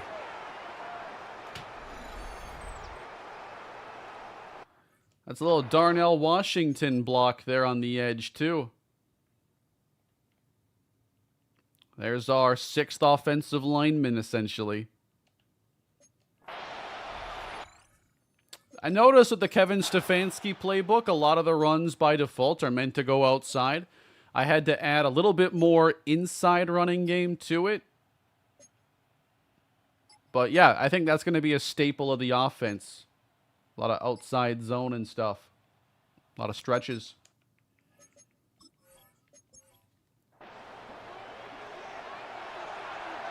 All right, so let's try to do this again. Hand off, Caleb Johnson. Well done. I think he has 94 throw power. It's very good. Caleb Johnson again. Gashing for 11.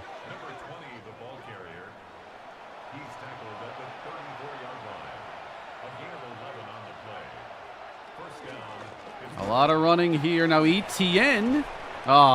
Coming back. I'm not starting any other franchises right now. Perhaps after I finish up my Marlins series. Maybe when we get further into the NFL season, I'll do some rebuilds with certain teams to get some more, more teams covered. Oh, big run, Caleb Johnson. This is a really nice drive he's putting together. But right now, Steelers are my focus in my more slow sim series. Here's pressure, delivering to Metcalf at the 10.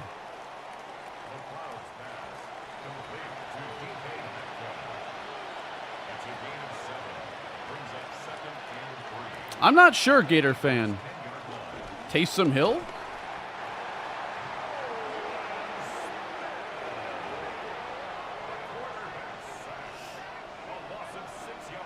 Probably a converted quarterback somewhere else. Here's a laser to Metcalf, and there's the touchdown. That ball that he can throw is going to give him a chance at being great. There's some work to do, but man, there is going to be some exciting moments along the way.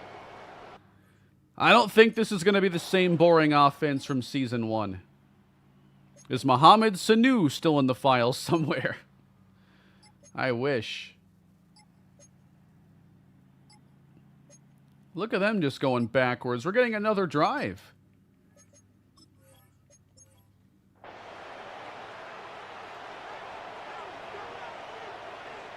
All right, 2 in a row. Can we make it 3?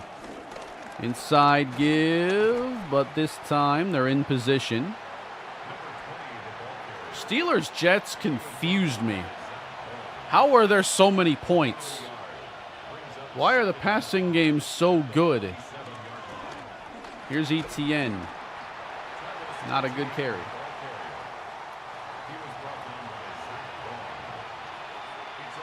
It was the type of game that Bucks-Falcons was supposed to be. Down he goes on the blitz.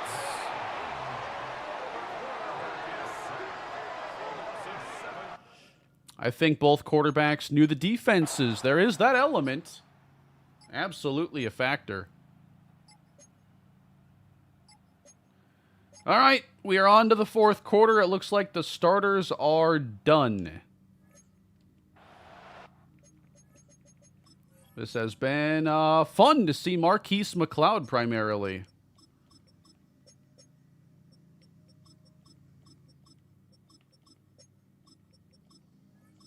Come on.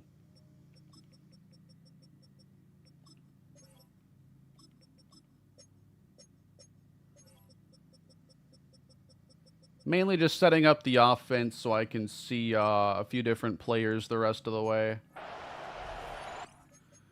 Because Will Howard is trying to lead us to a comeback. I want to make sure ETN's not getting carries that should go to Richard. I think his spot on the roster is pretty safe, though.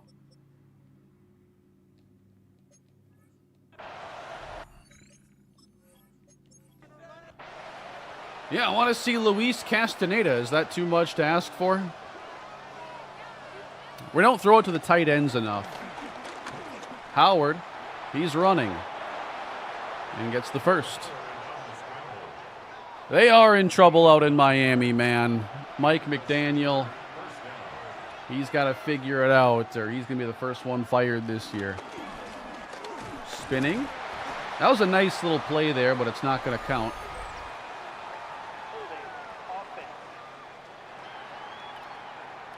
Spencer Anderson on the hold.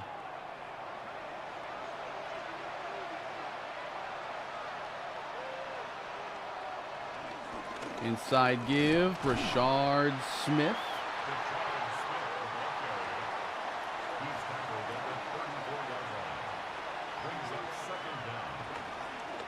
Now we're going to sweep this one. That was ugly. Take the training wheels off. Let Will show us what he can do. Will Howard, the national champion, underthrown on the hit, incomplete.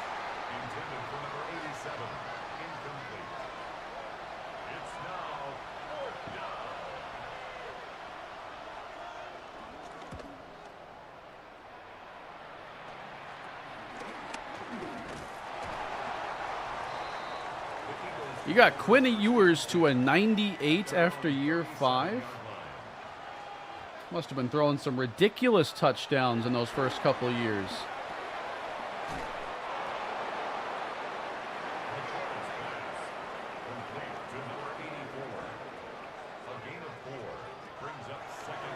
Yeah, there are too many starters out there. I want to change that up. I don't want to see unnecessary injuries or anything. Wish it was easier to set a second team depth chart than it is.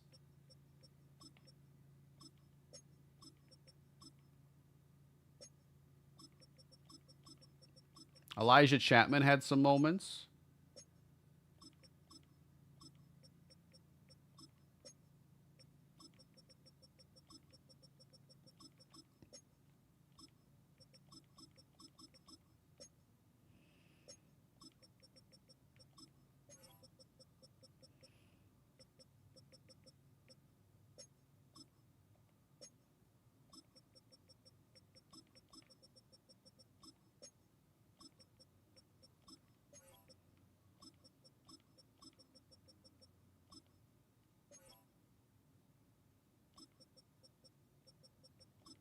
All right.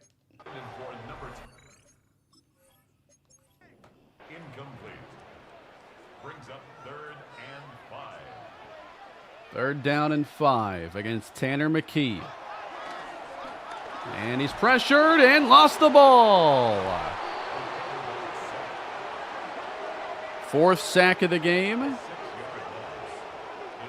That's Leota. Nice play.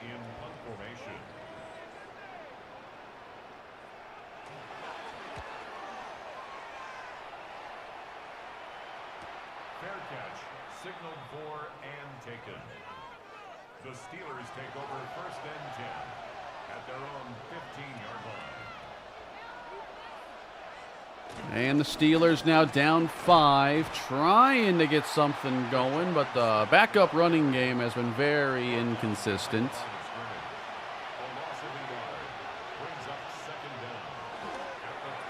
Here's a throw going to the outside, and I think that was Lopez on the catch. Dumped off. Just enough there with Brashard Smith. Come on, Will.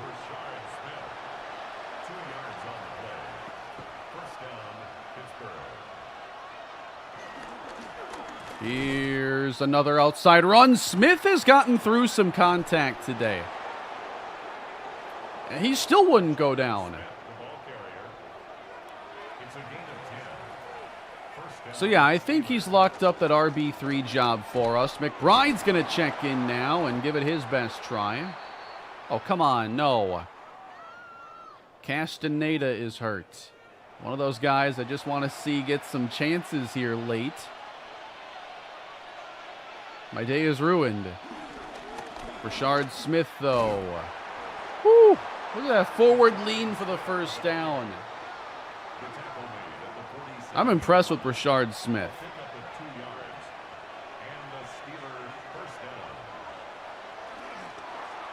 Howard, more pressure.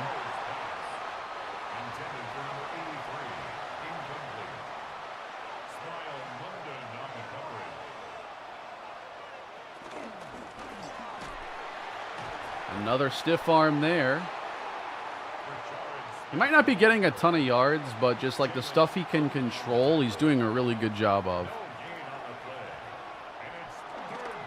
And now Howard on third down. He's going to let this one go downfield. It's single coverage. Wilson, touchdown. Roman Wilson has scored in all 3 games now. That looked like a bobble catch. Wow.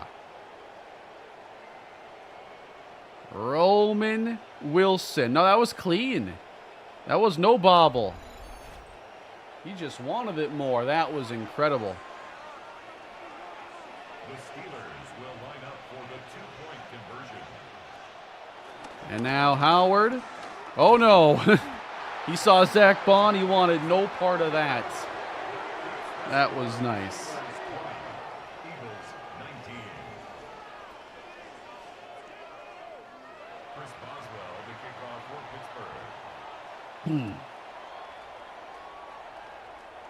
That was a Buckeye to Wolverine connection there. Not often seen before. At their own 25-yard line. Now can we hold on? Oh, no. That was nasty. Cruz. Who is Cruz?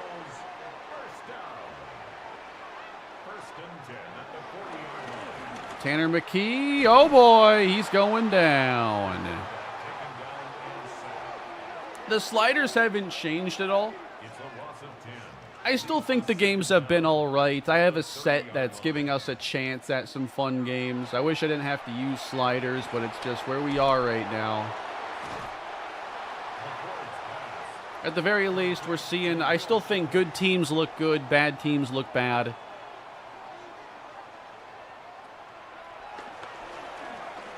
And we're still getting a lot of fun moments and plays as we close in. Sack number 6. Elijah Chapman's making the team. C.J. Stroud and Nico Collins are OSU in Michigan. That's true. Fair catch, signaled for and taken.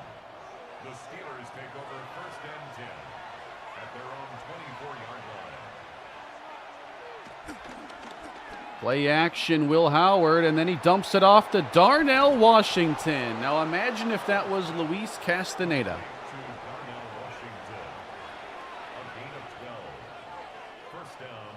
You know, injuries and wear and tear are very difficult to manage. Nice job, Richard.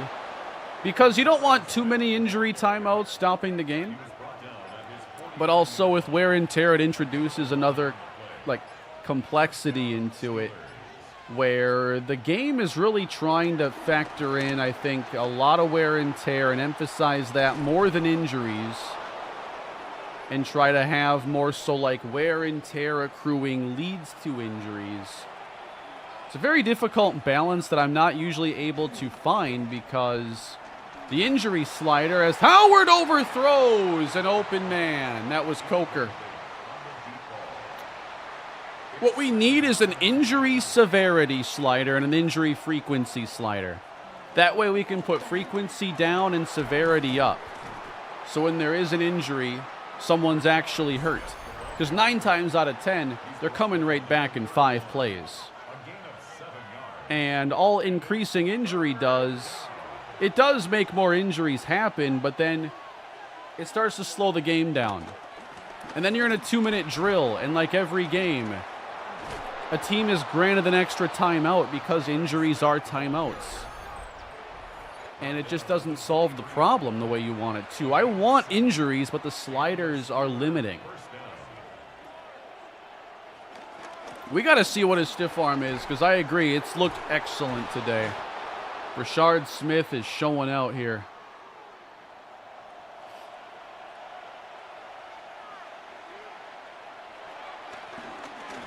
Spinning. Smith to the 7.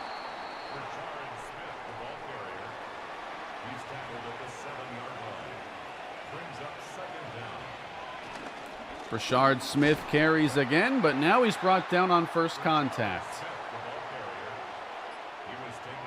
Come on, Howard. I agree, James. He's going to have to get some snaps. As Howard now, don't throw it away, fall down. Run 40 seconds off. Bad clock management. All right, defense, just hold. No pressure. Not RB2. He's not going to beat out ETN, but he should definitely get some real carries. You know, Caleb Johnson has good power and elusiveness, but Smith has a little bit extra burst. And with how much of our running game is designed to go to the edge, he might, be useful there, but so is Travis Etienne. Nice play to start the drive. Philadelphia needs to get down the field for a touchdown. No timeouts, 45 seconds.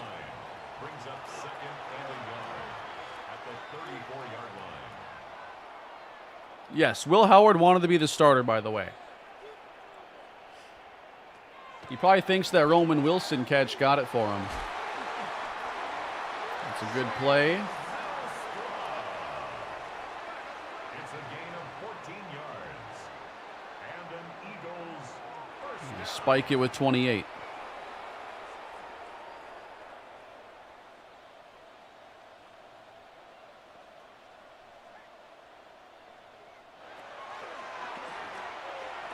Dumped off by McKee. They'll get closer.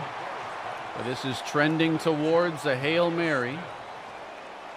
No spike coming this time. 15 seconds.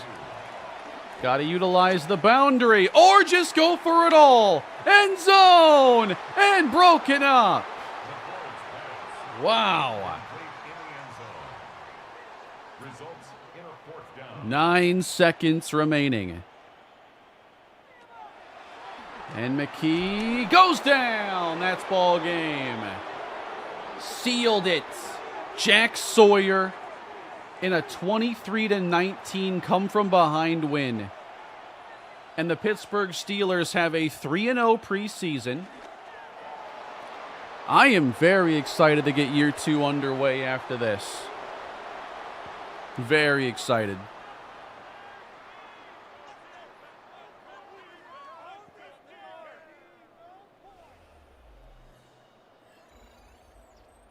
I think our rookies look good.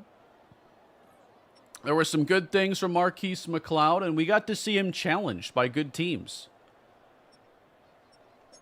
We had Brashard Smith, 11 for 62 with a long of 11. So he was just breaking tackles, 48 yards after contact. Brashard Smith looked outstanding. Shane Zylstra.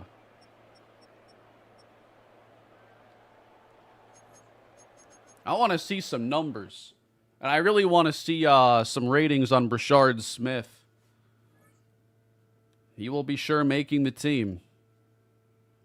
Yeah, he broke tackles. 6 broken tackles being credited for on 11 carries is crazy. Let's sim to the bye.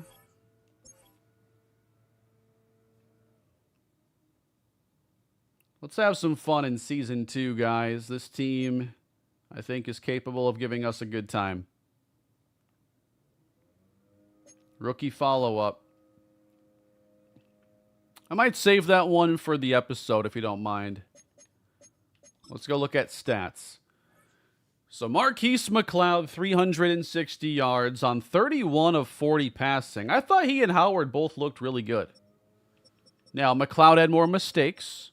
He also played starting defenses. Brashard Smith, 35 for 189. That was a great showing. In real life, he's on the Chiefs, if you want to keep up with what he's up to. He had only 11 carries in Season 1 for 26 yards. I want to see those ratings, too. 76 break tackle, 80 vision, only 69 stiff arm, but man, he was stiff arming everybody.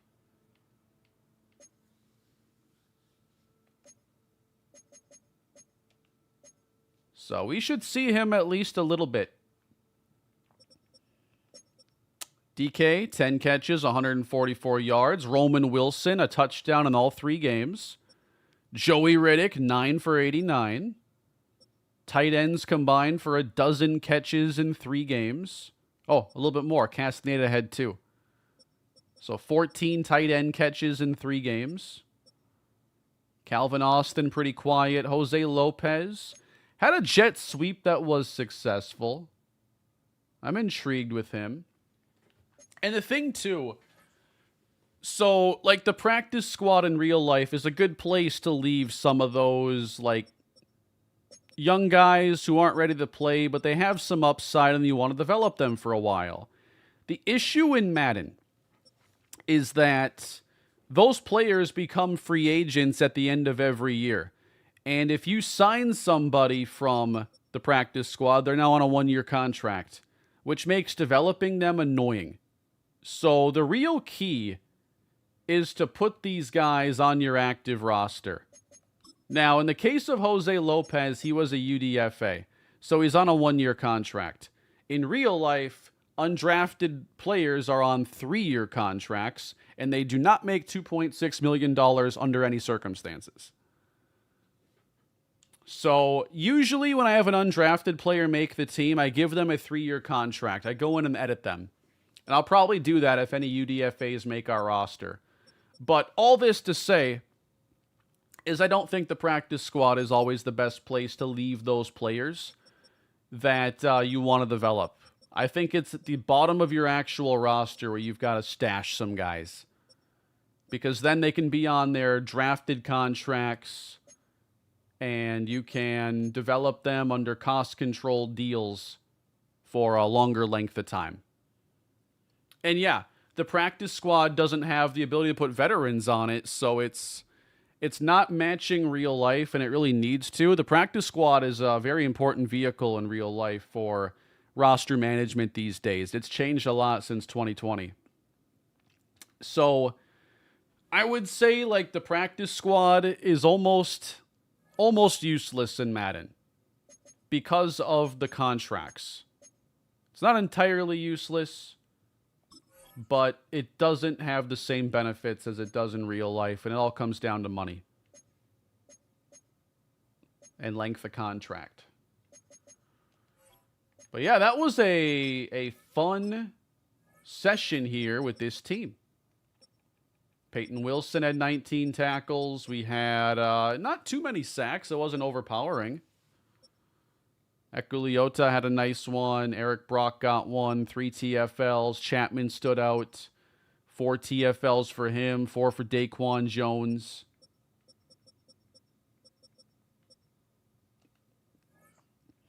I haven't adjusted any sliders yet. I think I'm getting about as good as I can currently. And sliders are not going to affect the sim stats. That's just the sim engine and the way it is. The only slider that's going to affect sim is the injury slider. So it's really up to EA to fix that kind of stuff. Unfortunately. But yeah, that was a very fun time, everybody. I'm excited to get to this new season here this week. And we can make this a habit, of streaming preseason and talking about the series. And there's no way if I didn't stream it that I would have been here for 2 hours watching these games and seeing plays by Brashard Smith and Elijah Chapman. So I enjoy adding this kind of depth to my series. I think that it's, that's what I've always been about, is trying to give you guys the deepest experience I can. Before I head out for the day, everybody, again, thank you to Control Freak for sponsoring a lot of these streams and videos lately. It's been really great working with them because I've used Control Freak accessories for a long time. I've used those extended sticks for many years. Now, I'm more so new to these other sticks, but as soon as I started using them, there was no going back. I like the controllers nowadays, both the Series X controller and the DualSense, but I do think these take them up a notch. And if you want to check out any of their products, they got a lot of stick accessories, different things for controller grip that you can put on your controller. Use the link in the description. My code MrHurricane will save you 12%. Supporting them supports me. Thank you to Control Freak, and thank you to everybody who came to the stream today. And I'd also love to come on and stream and talk a little football more often, too, It's fun to talk about, it's Monday, talking about the games that were played on Sunday. I always enjoy that. We have a good time in these streams. I already saved once, I'll save again. Who gets a sack tonight, man? Andrew Van Ginkel. And he might even have a chance at a pick 6. This might be, we could see some screens. We'll see if Ben Johnson has those screens work around Andrew Van Ginkel. You do not want to throw him in his direction. He is one of the best at sniffing those out. But that's going to do it for today, everybody. Y'all have a great rest of your day, and hopefully the Vikings beat the heck out of the Bears.